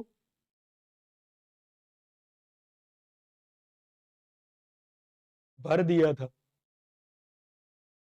एक तरीके से एक्सपोर्ट डंपिंग थी ना वो, इसीलिए, क्योंकि ये जो जब इतना फास्ट काम हो गया तो उसके बाद इन्होंने, और इसके बाद है ना, इन्होंने भारतीय वस्त्र उद्योग पर कब्जा किया। ये होवे वो अमेरिकी था, ये 1846 का। ठीक है, देखो पहले हमने पढ़ा इंडस्ट्रियल रिवोल्यूशन क्या था, उत्पादन के तरीके में परिवर्तन आया, वो इंडस्ट्रियल रिवोल्यूशन हो गया। कुटीर या कोटेज इंडस्ट्री से वो कारखाना सिस्टम शुरू हो गया, और जल शक्ति की जगह उसने स्टीम की तरफ चला गया। फिर सबसे पहले इंग्लैंड में हुआ, और इंग्लैंड में भी सबसे पहले वस्त्र उद्योग में हुआ। इसके बाद वो यूरोप में फैला, यूरोप में प्रसार हुआ, और इस चीज का पहले तो यूरोप में फैला। वस्त्र उद्योग से आगे ये एक तो जो आयरन या स्टील इंडस्ट्री है वहां गया, कोल इंडस्ट्री में गया, ट्रांसपोर्ट के साधनों में गया।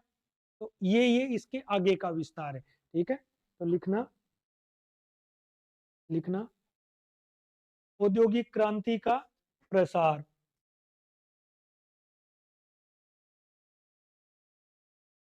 एक्सपेंशन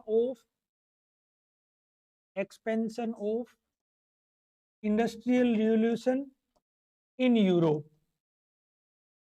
देखो इसका सीक्वेंस क्या था, देखते जाना। सीक्वेंस सबसे पहले इंग्लैंड में हुआ, इंग्लैंड के बाद होगा बेल्जियम में, बेल्जियम, बेल्जियम के बाद फ्रांस, फिर जर्मनी, और फिर रूस।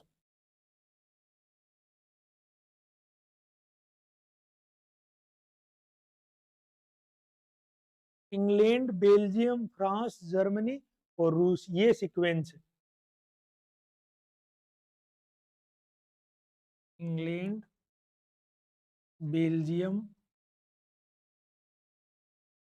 फ्रांस, जर्मनी और रूस। क्या क्या बढ़ो, देखो अब क्या हुआ। वस्त्र उद्योग के अलावा और कौन कौन से सेक्टर थे जिनमें इंडस्ट्रियल रिवोल्यूशन हुआ? लिखो, अन्य क्षेत्र जहां यूरोपीय देशों में औद्योगिक क्रांति हुई।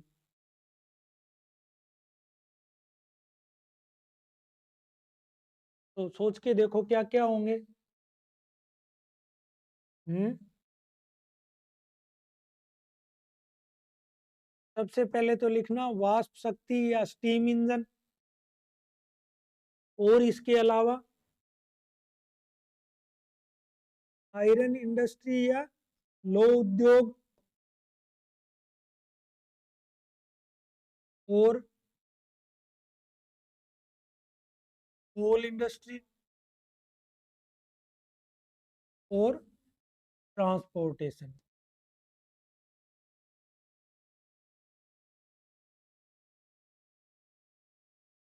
ट्रांसपोर्ट एंड कम्युनिकेशन, परिवहन और संचार, परिवहन और संचार। सबसे पहले स्टीम इंजन किसने बनाया था? न्यू कॉमन ने बनाया था, इंग्लैंड का न्यू कॉमन था। तो सबसे पहले न्यू कॉमन ने बनाया स्टीम इंजन, वाष्प इंजन। ये कब बनाया? 1712 में। और इसमें सुधार किसने कर दिया? पहला किसने बनाया था स्टीम इंजन? जेम्स वाट ने बनाया था, जेम्स वाट। जेम्स वाट ने इसमें वाष्प इंजन में सुधार कर, वाष्प इंजन में सुधार। और ये कब बना था? 1769। तो वाष्प शक्ति में तो ये जो जेम्स वाट वाला इंजन था ना, ये इंग्लैंड के सारे उद्योगों में लग गया। और स्टीम इंजन सिंपल सा क्या होता है स्टीम इंजन?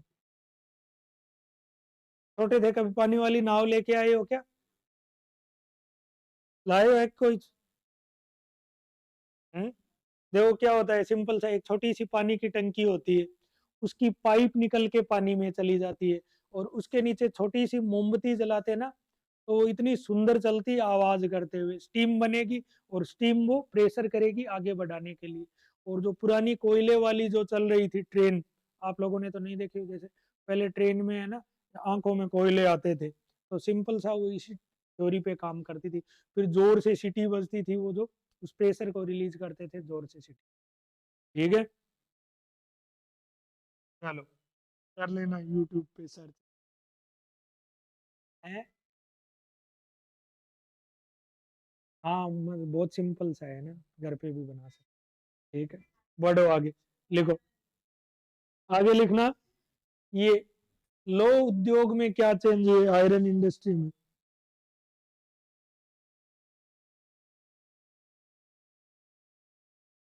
देखो पहला चेंज तो ये हुआ कि अब 1750 के आसपास, 1750 के आसपास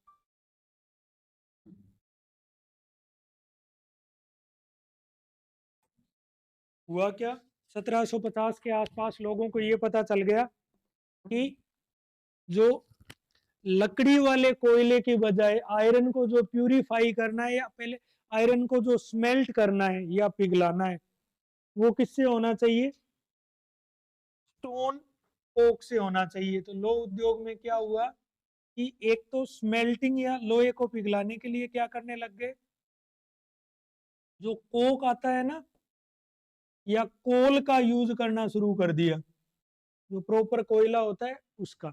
इससे पहले लकड़ी वाले कोयले का उपयोग कर रहे थे। लिख लो, लिखो। 1750 के आसपास इंग्लैंड में लोहे को पिघलाने के लिए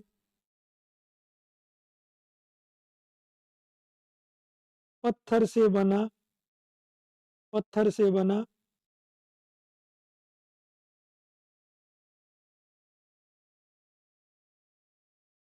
पत्थर से बना कोयला उपयोग में लिया जाने लगा। और इस्पात के बाद क्या आ गया था? इस्पात के बाद आ गया था, मतलब लोहे को क्या कहेंगे? आयरन। आयरन के बाद आयरन से क्या बना लिया उन्होंने? Steel.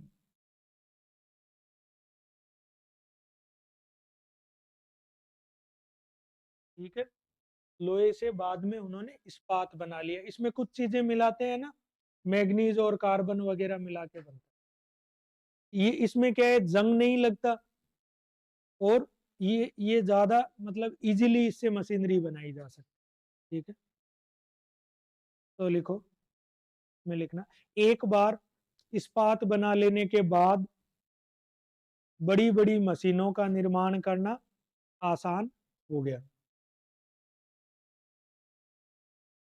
After the invention of still it was easy to make heavy machinery with it।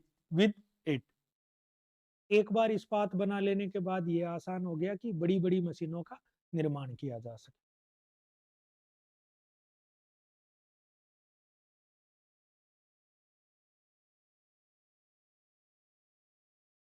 ठीक है, अब देखो, अब अगला है परिवहन और संचार, है ना, ट्रांसपोर्ट एंड कम्युनिकेशन। तो ट्रांसपोर्ट एंड कम्युनिकेशन का पहला मीन होगा सड़क और नहरें। सड़क और नहरें ही होंगी। तो ट्रांसपोर्ट में पहले लिखो सड़क या रोड्स। जो आज जो सड़क बनती है वो किसने बनाया बताया?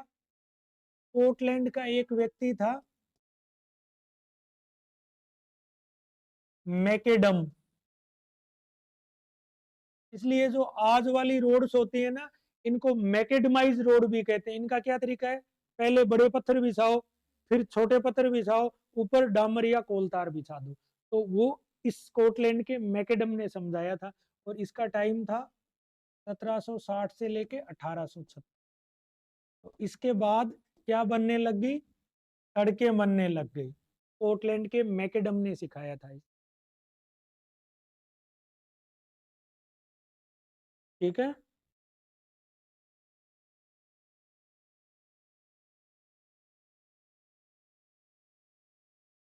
फिर देखो 1830 में इंग्लैंड में एक नहर बनी, ब्रिज वाटर, जिससे खूब सारा ट्रांसपोर्टेशन का काम हो रहा था। और उसको किसने बनाया था? 1830 में ही एक जेम्स ब्रिडले नाम का इंजीनियर था, उसने ब्रिज वाटर नहर बनाई। तो नहर में क्या आ जाएगा? ब्रिज वाटर नहर कौन, इंग्लैंड की? ब्रिज वाटर कैनाल या ब्रिज वाटर नहर इंग्लैंड में किसने बनाई? जेम्स ब्रिडले इंजीनियर था। कब बनी? 1830 में। एक बार जब नहरें बन गई, रोड बन गए, तो चीजों को एक स्थान से दूसरे स्थान पर ले जाना बहुत आसान हो गया।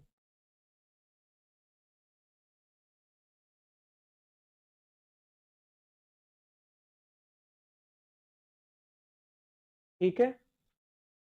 और नहर में एक बड़ी नहर जो आजकल चर्चा में, स्वेज नहर, ठीक है, भूमध्य सागर को लाल सागर से जोड़ती है ना। 1869 में फ्रांसीसी इंजीनियर था, क्या नाम था? Ferdinand de Lesseps. Ferdinand de Lesseps. Ferdinand de Lesseps. Ferdinand de लेसेप।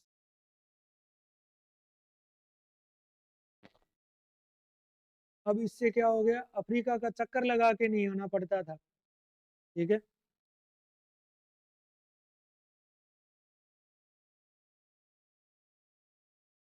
हम्म।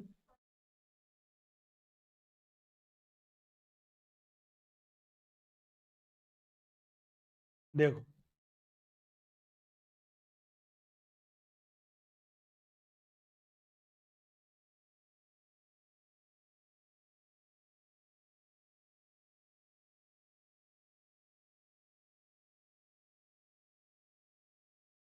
1869 में बना, इंग्लैंड फ्रांस ने मिलकर बनाई थी। ठीक है?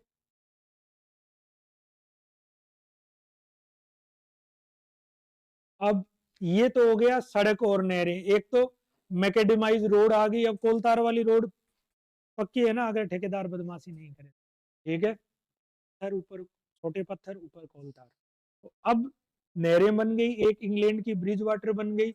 इससे है ना, मतलब नहर से ट्रांसपोर्टेशन बहुत होता है। ठीक है।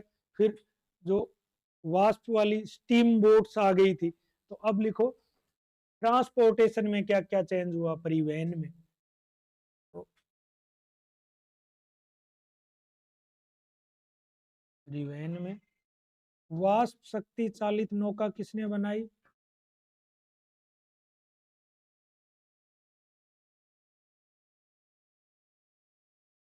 रॉबर्ट फुल्टन ने। है ना, स्टीम बोट जिसको बोलते हैं, वो स्टीम बोट बना दी थी रॉबर्ट फुल्टन ने।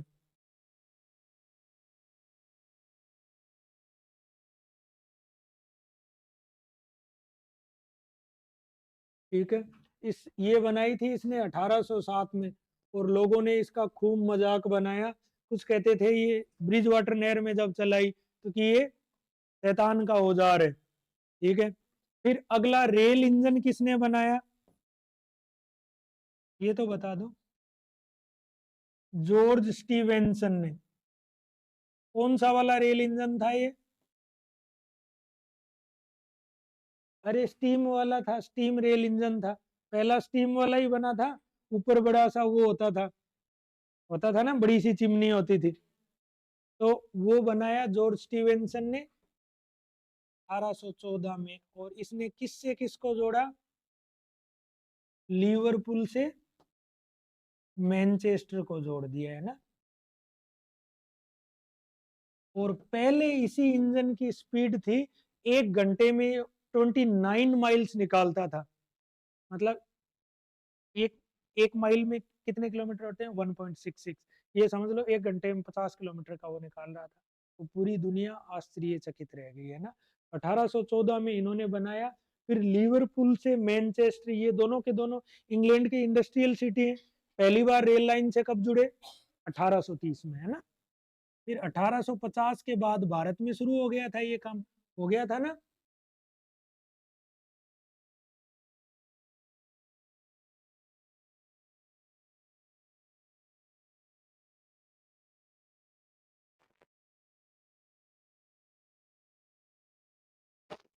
अच्छा ये बताओ मुझे, एक फोर्ड मोटर्स है ना, वो हेनरी फोर्ड ने फोर्ड मोटर्स की स्थापना भी इसी टाइम करी थी, है ना।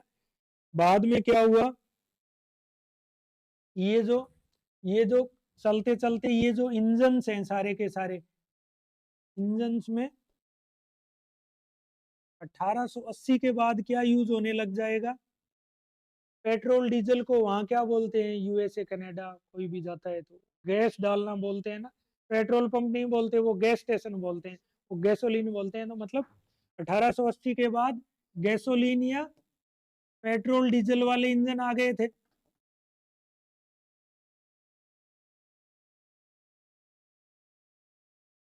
ठीक है। और इसी टाइम में हेनरी फोर्ड था। हेनरी फोर्ड ने क्या किया,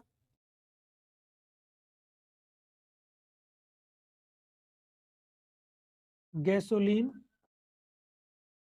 इंजन बना लिया, इंजन की फैक्ट्री स्थापित।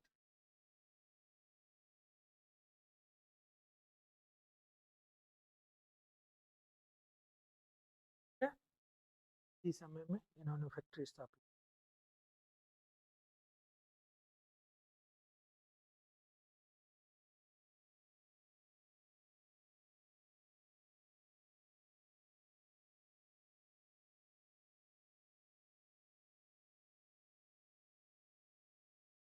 देखो, एक गुडईयर के टायर आते हैं क्या, गाड़ी के कोई टायर दिलवाता हो, तो चार्ल्स गुडईयर ने क्या समझाया कि रबड़ का वल्कनीनाइजेशन करके, वल्कनीकरण करके, और वो रबड़ कठोर हो जाएगा, उससे टायर बनने लग जाएंगे। तो चार्ल्स गुडईयर ने क्या सिखाया, चार्ल्स गुडईयर ने सिखाया रबड़ का वल्कनीनाइजेशन, वल्कनीकरण, और इससे क्या होने लग गया, टायर बनने लगे, रबड़ के टायर बनने लगे।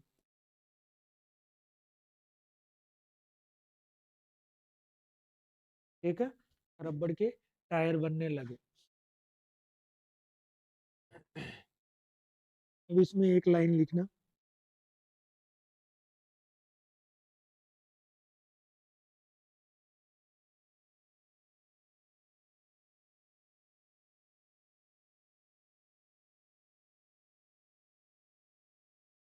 लिखो, इन सभी आविष्कारों ने इन सभी आविष्कारों ने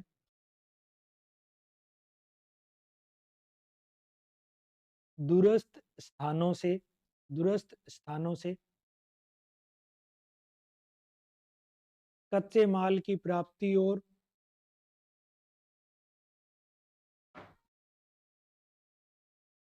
तैयार माल को तैयार माल को यूरोपीय देशों एवं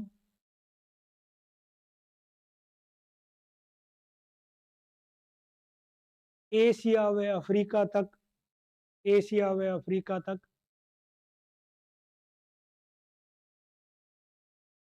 पहुंचाना आसान कर दिया था।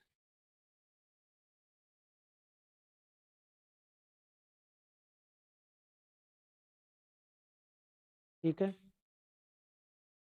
देखो, जब एक बार ये इंजन बन गए स्टीम वाले, और एक बार स्टीम बोट बन गए, इधर देखो, बाद में बड़े बड़े पानी के जहाज बन गए, तो पहले तो वो किस चीज पे बेस्ड थे, जब मानसूनी विंड्स आती थी तो वो आते थे, दक्षिणी पश्चिमी मानसून आता आता था तो चल देते थे, फिर वो जब लौटता था तो पाल लगाए जहाजों में वापस चले गए, तो साल में एक बार आना और एक बार जाना फिक्स हो गया था। बाद में जब स्टीम वाली उन्होंने बड़े बड़े शिप्स बना लिए तो फिर उन्होंने रेल बना दी। जैसे पहला जब शिप बना तो उन्होंने अटलांटिक ओशियन को 18 दिन में पार कर दिया। ये अटलांटिक ओशियन इतना बड़ा है कि अगर पाल वाली नाव के साथ चले जाओ तो सालों तक बाहर ही नहीं निकलेगा आदमी।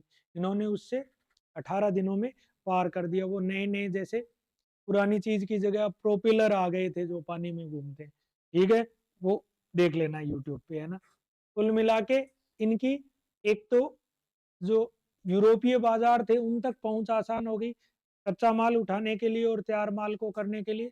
बाकी एशिया और अफ्रीकी मार्केट तक भी उनकी रीच इजीली हो गई, ठीक है। अब लिखो, रिवोल्यूशन इन दी कम्युनिकेशन, संचार के क्षेत्र में क्रांति।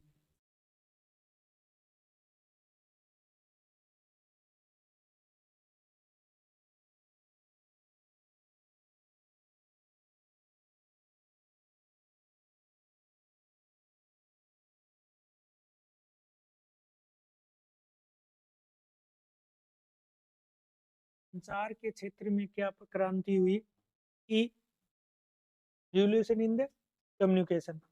जैसे टेलीफोन किसने बनाया था? ग्राम बेल ने। कब बनाया? 1876 में। तो उससे पहले एक आदमी था सैमुअल मोर्स। तो सैमुअल मोर्स ने क्या बना दिया? तार। तार होता था ऐसे टिक टिक करके, है ना, ऐसे जैसे ये समझ लो एक चीज है जिसमें करंट है, ऊपर से उसके कोई नोब टच करते थे तो वो आवाज दूर तक जाती थी। फिर उन्होंने क्या कर लिया, एक टिक का ये मतलब 3 लगातार टिक का मतलब बी हो जाएगा, वो जैसे करते थे कोड वर्ड में, जो जो डेसिफर्ड लैंग्वेज होती है मतलब उसमें वो बात करते थे, है ना? तो तार बना दिया था कब? 1844 में। और इसी के साथ अटलांटिक केबल डल गई थी। मतलब अटलांटिक केबल इसने क्या किया, यूरोप को अमेरिका से जोड़ दिया।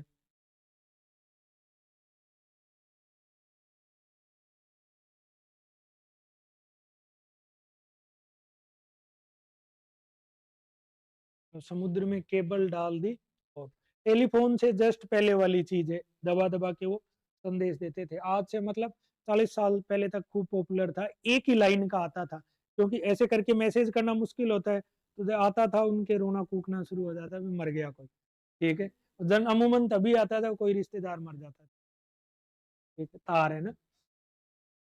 इसके बाद क्या आया? टेलीफोन। टेलीफोन किसने बनाया? ग्राम बेल ने। ग्राम बेल और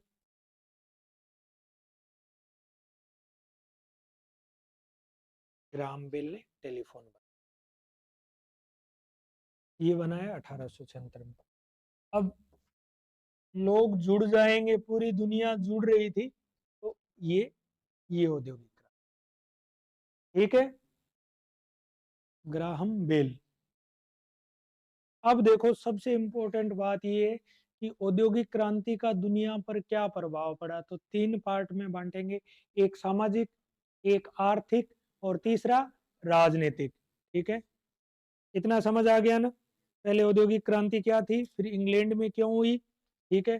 फिर औद्योगिक क्रांति का इंग्लैंड में बैकग्राउंड क्या था, जो एग्रीकल्चरल रिवोल्यूशन हुई वो वहां का इंग्लैंड में बेस बना। फिर इंग्लैंड में वस्त्र उद्योग में सबसे पहले क्रांति हुई। कोई फ्लाइंग स्टल बना रहा था, कोई म्यूल बना रहा था, कोई स्पिनिंग जेनी बना रहा था, कोई वाटर फ्रेम बना रहा था। इंग्लैंड के वस्त्र उद्योग में क्रांति होने के बाद बाकी के यूरोप के देशों में ये पहली, तो बाकी के यूरोप के देशों में इंग्लैंड के बाद बेल्जियम, बेल्जियम के बाद में फ्रांस, फ्रांस के बाद जर्मनी, जर्मनी के बाद रूस। फिर और कौन कौन से क्षेत्र थे जहां ये इंडस्ट्रियल रिवोल्यूशन हुई? तो फिर एक तो स्टीम इंजन बनने लग गए, लो उद्योग में हुई, कोयला उद्योग में हुई, ट्रांसपोर्टेशन में हुई, ट्रांसपोर्टेशन में भी रोड मैकेडम वाली और कैनाल्स या नहरें बनने लगी। फिर कम्युनिकेशन में क्या हुआ? अब इस औद्योगिक क्रांति के प्रभाव क्या थे वो पढ़ते हैं ना।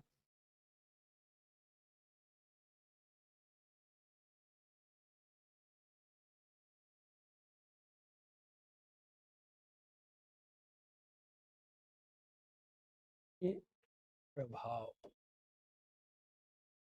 ओपी को है ना वैसे घुमा लेना, औद्योगिक क्रांति के प्रभाव।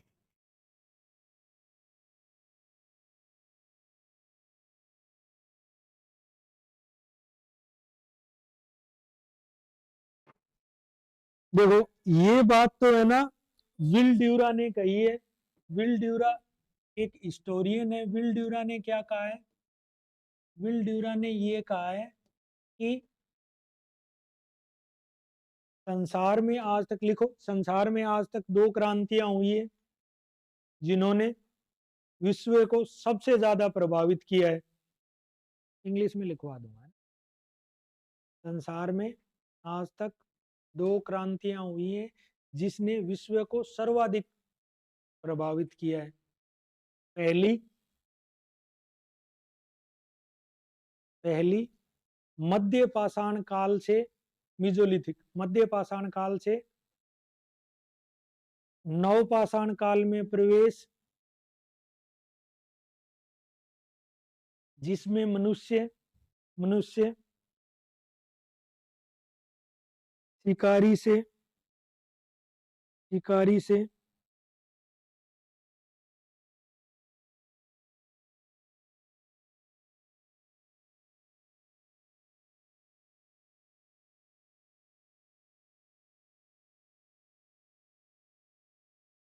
कृषक और ग्रामीण बन गया। और दूसरी औद्योगिक क्रांति जिसने मानव को आधुनिक बनाया।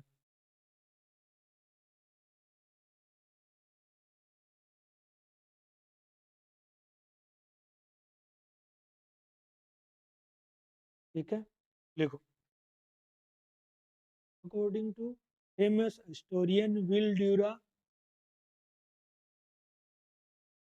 two two revolution of the world is important,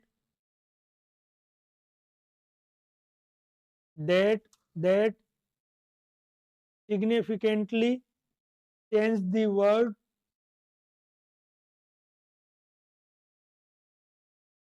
First is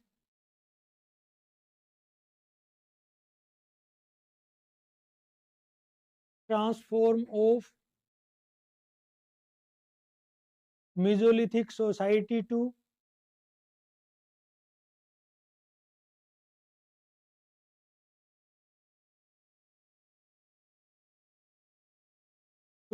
Neolithic agrarian and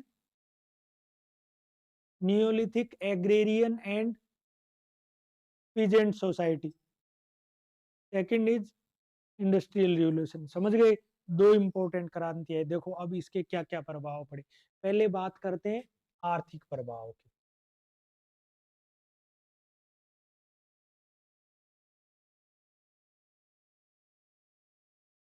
ठंडे दिमाग से सोच के बताना आर्थिक प्रभाव क्या क्या हो सकता है। एक तो उत्पादन बहुत अधिक बढ़ गया, है ना। उत्पादन बढ़ा तो क्या करेंगे? निर्यात करेंगे। और इससे मिलके क्या हुआ? औद्योगिक पूंजीवाद आ गया, इंडस्ट्रियल कैपिटलिज्म आ गया। पूछ लेना ई कॉमर्स में, मतलब वो उद्योगपति जिनके पास बहुत पैसे थे, या वो पैसे वाले जिन्होंने बहुत सारे उद्योग स्थापित कर लिए। ठीक है, तो औद्योगिक पूंजीवाद है। अब ऐसे सुंदर सुंदर बातें लिखोगे ना तो मार्क्स आएंगे। अब ये तो हर कोई लिख के आएगा कि उत्पादन बढ़ गया था, लोहा इतना बढ़ गया, कोयला इतना बढ़ गया, नहीं, औद्योगिक पूंजीवाद आया। ठीक है, अब ये औद्योगिक पूंजीवाद आगे किस तरफ शिफ्ट कर देगा? उपनिवेशवाद की ओर जाएगा, कॉलोनाइजेशन की ओर जाएगा। तो ये किधर बढ़ेगा? उपनिवेशवाद। उपनिवेश में क्या करते हैं? एक देश अपनी राजनीतिक सत्ता का उपयोग करके दूसरे देश की आर्थिक नीतियों को कंट्रोल करते हैं। लिखो, उपनिवेशवाद में कॉलोनाइजेशन, उपनिवेशवाद में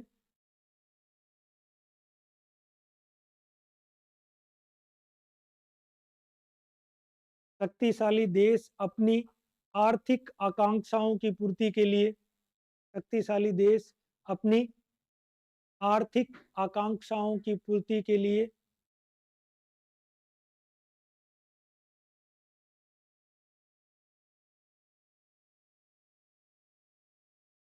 कम शक्तिशाली देश की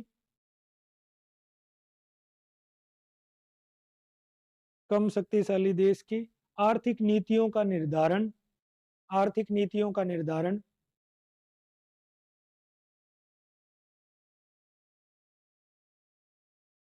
स्वयं के लाभ के दृष्टिकोण से करते हैं, स्वयं के लाभ के दृष्टिकोण से करते हैं और उसका आर्थिक शोषण करते हैं।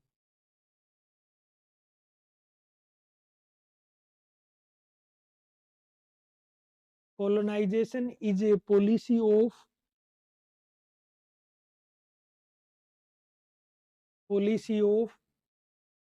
powerful country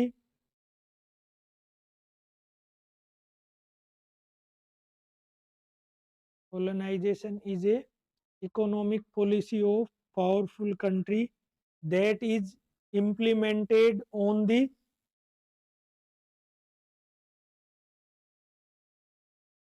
weaker country to control their economic policies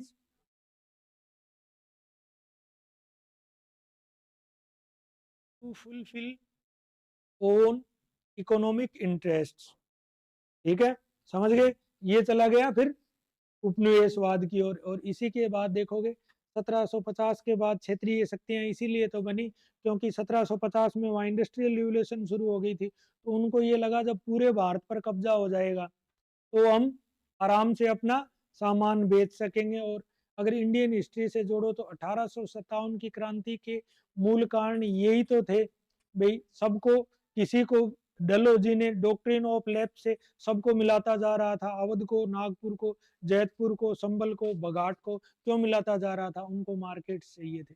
तो 1857 की क्रांति को भी वर्ल्ड हिस्ट्री में यहाँ से कनेक्ट करना अगर अच्छा उत्तर लिखना है तो। समझ गए ना। देखो राजनीतिक प्रभाव क्या होंगे।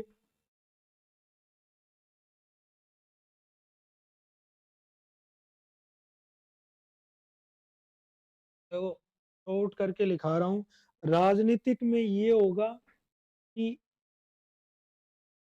राजनीतिक प्रभाव में ये होगा कि जो नवीन पूंजीपति वर्ग आएगा, नवीन औद्योगिक पूंजीपति वर्ग है जो उद्योगों से पैसे कमाए हैं उसने, पूंजीपति वर्ग, ये किस पर हावी हो जाएगा। ब्रिटिश पार्लियामेंट में या ब्रिटिश संसद में ये वर्ग हावी हो जाएगा क्योंकि इसके पास बहुत पैसे थे, है ना। तो ये पूंजीपति वर्ग ब्रिटिश संसद में हावी हो जाएगा। और ये किसको रिप्लेस करेगा, वहां के जो सामंत या जो वहां के फ्यूडरेटिव थे उनको हटा के ये सत्ता में आ जाएगा। तो ईस्ट इंडिया कंपनी बेसिकली क्या थी, इनकी पूंजीपतियों की तो एक, कैपिटलिस्ट की तो एक कंपनी थी और वो फिर ब्रिटिश गवर्नमेंट पे दबाव डालते थे कि पॉलिसी उस हिसाब से बनती रहे। दूसरा ये क्या करेंगे, यहीं से क्या होगा कि जब एक बार इंडस्ट्रियल रिवॉल्यूशन आ जाएगी तो क्या होगा, उदारवाद आएगा। ठीक है, लिबरलिज्म आएगा, यहाँ उदारवाद आएगा। इनके प्रभाव से यहाँ उदारवाद या लिबरलिज्म आ जाएगा। ठीक है,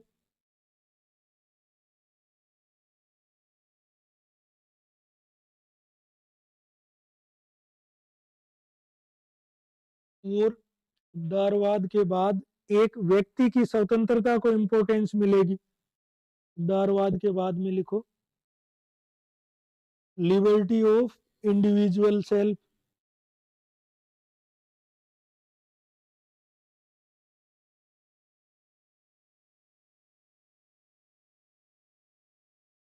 ठीक है, और ये चीज जब आगे बढ़ के उनका शोषण होगा मजदूरों का, तो साम्यवाद है वो राजनीतिक विचारधारा भी है और सामाजिक विचारधारा भी है।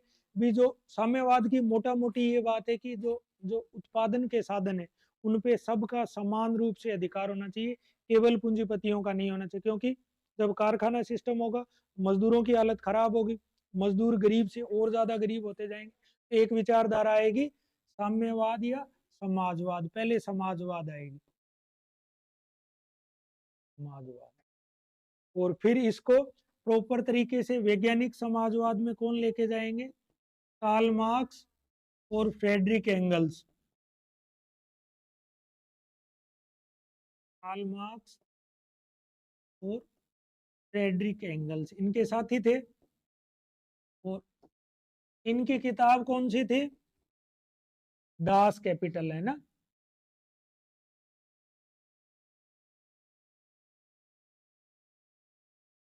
और इस समाजवाद ने जितना दुनिया को प्रभावित किया है उतना तो किसी चीज ने किया नहीं होगा, ठीक है ना।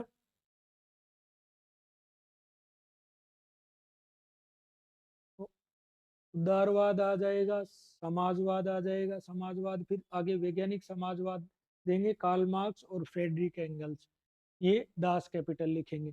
और यहीं से किस चीज की शुरुआत होगी? वर्ग संघर्ष की शुरुआत होगी, है ना, कॉन्फ्लिक्ट बिटवीन क्लासेज।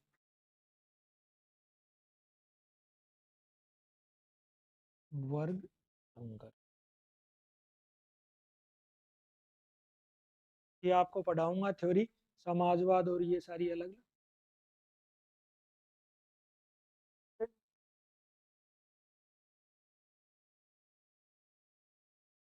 आया समझ? अब देखो, अब सामाजिक प्रभाव क्या होंगे, सोच के देखो। राजनीतिक प्रभाव हो गए, सामाजिक प्रभाव क्या होंगे? खूब सारे होंगे। पहला तो ये होगा कि जो समाज ग्रामीण था वो ग्रामीण से कैसे हो जाएगा? शहरी हो जाएगा, अर्बनाइजेशन हो जाएगा, ठीक है। देखो 1700 में, है ना, इंग्लैंड की सिर्फ 20% जनता थी, वो अर्बन थी। और ये 1800 आते आते सिर्फ 100 साल के बीच में 80% उसकी जनसंख्या शहरी हो जाएगी, गाँव में 20% है। उद्योग या इंडस्ट्री कहाँ लगती है? शहरों में लगती है।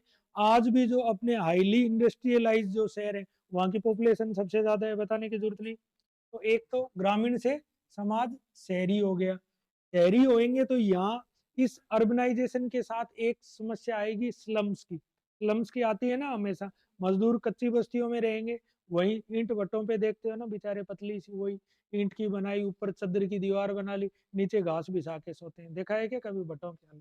देखना, ठीक है। तो यहाँ से शहरों से अर्बनाइजेशन से क्या होगा? मलिन बस्तियों की समस्या, स्लम्स, मलिन बस्तियां।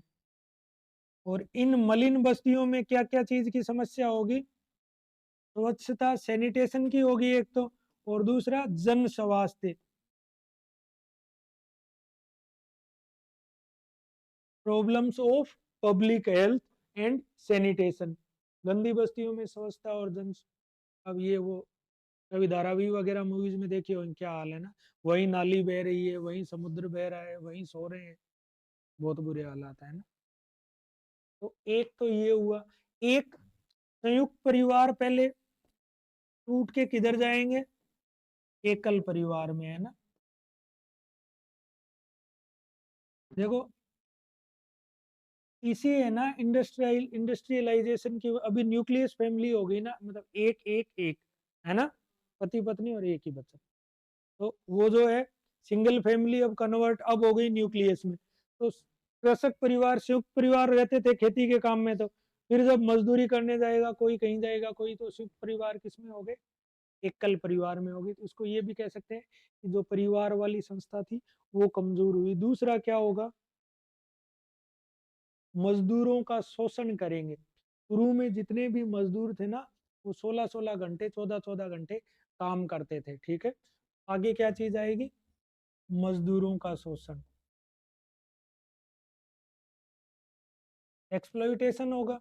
एक्सप्लॉइटेशन में यही कि काम के लंबे घंटे होंगे और सुरक्षा की कोई जिम्मेदारी नहीं होगी, तो इससे ये क्या बनेगी, ट्रेड यूनियन बनेगी। अपने यहाँ बनी हुई है ना सबकी, मतलब गधा गाड़ी वालों की भी ट्रेड यूनियन है अलग से, पता है क्या, होता गाड़ी जिसको बोलते हैं ना, है ना। तो मजदूरों का शोषण क्या बनेगी, ट्रेड यूनियन। ट्रैक्टर ट्रॉली वालों की अलग है, लड़ते हैं तो फिर थाने आते तो पता लगता है, तो ट्रेड यूनियन बनेगी। दूसरा क्या होगा, मजदूरों में भी ज्यादा शोषण किसका हो सकता है, सस्ती लेबर कौन होती है, एक तो महिलाएं होती है और एक छोटे बच्चे होते हैं। जैसे जयपुर में चूड़ी उद्योग में लगाए रखते हैं, जो बच्चे के हाथ पतले होते हैं, या जो कांच उद्योग में छोटे बच्चों से ज्यादा काम, उनको बेचारों का है ना अंडरग्राउंड में जैसे बंद रखते हैं, वहीं चाइल्ड लेबर देखा है ना, या भट्टों पे भी होती है। तो छोटा काम हो, जहाँ टेक्निकल काम हो, जहाँ अंदर घुसने वाला काम हो, वैसे में मतलब यूरोप में इतना बुरा हाल था कि फैक्ट्री मालिकों को उनके माँ बाप सौंप देते थे, और वो मशीन से जंजीरों से बांध के रखते थे, भी भाग नहीं जाए। जयपुर में खूब बंधुआ मजदूर छुड़वाते हैं ना, हम लोग भट्टों से भी छुड़वाते हैं छोटे छोटे बच्चों को, ठीक है। तो मजदूरों में भी स्पेशली किसका हुआ, महिला और बच्चों का।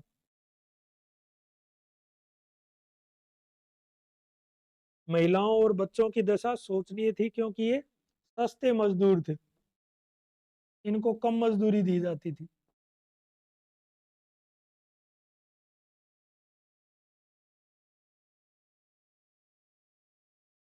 ये सारी चीजें सामाजिक परिवर्तनों में।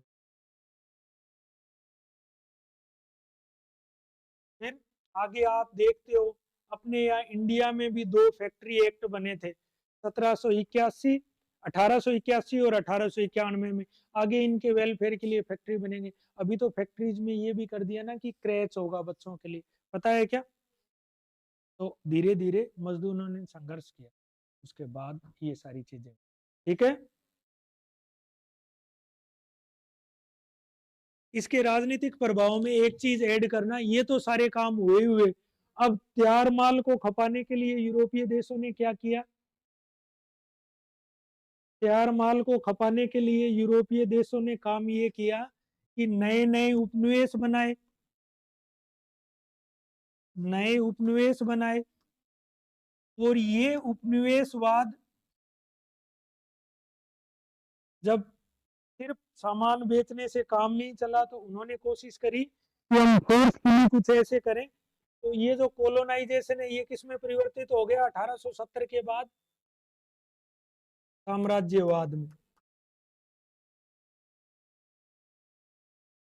1870 के बाद ये कोलोनाइजेशन किस में कन्वर्ट हो गया, इंपीरियलिज्म में हो गया। और इसी ने दुनिया को वर्ल्ड वार की ओर भेज दिया है ना, फर्स्ट वर्ल्ड वार, ठीक है। तो नए उपनिवेश बनाने के लिए उपनिवेशवाद हुआ, और वो उपनिवेशवाद किस में कन्वर्ट हो गया, साम्राज्यवाद में। 1870 के बाद देखोगे ऐसी होड़ मचेगी हथियारों की, क्यों मचेगी, क्योंकि इस इसमें है ना, इस काम में दो देश पीछे रह गए थे जो नए नए उपनिवेश बना रहे थे, एक तो इटली और एक जर्मनी। तो इटली और जर्मनी की जो साम्राज्यवादी होड़ है यूरोप के बाकी देशों से, वो किस तरफ ले जाएगी, फर्स्ट वर्ल्ड वार की ओर ले जाएगी। तो साम्राज्यवाद, और ये साम्राज्यवादी होड़ में या इस कंपटीशन में कौन कौन थे, इटली जर्मनी वर्सेज यूरोप। बोलो बात समझ आई क्या।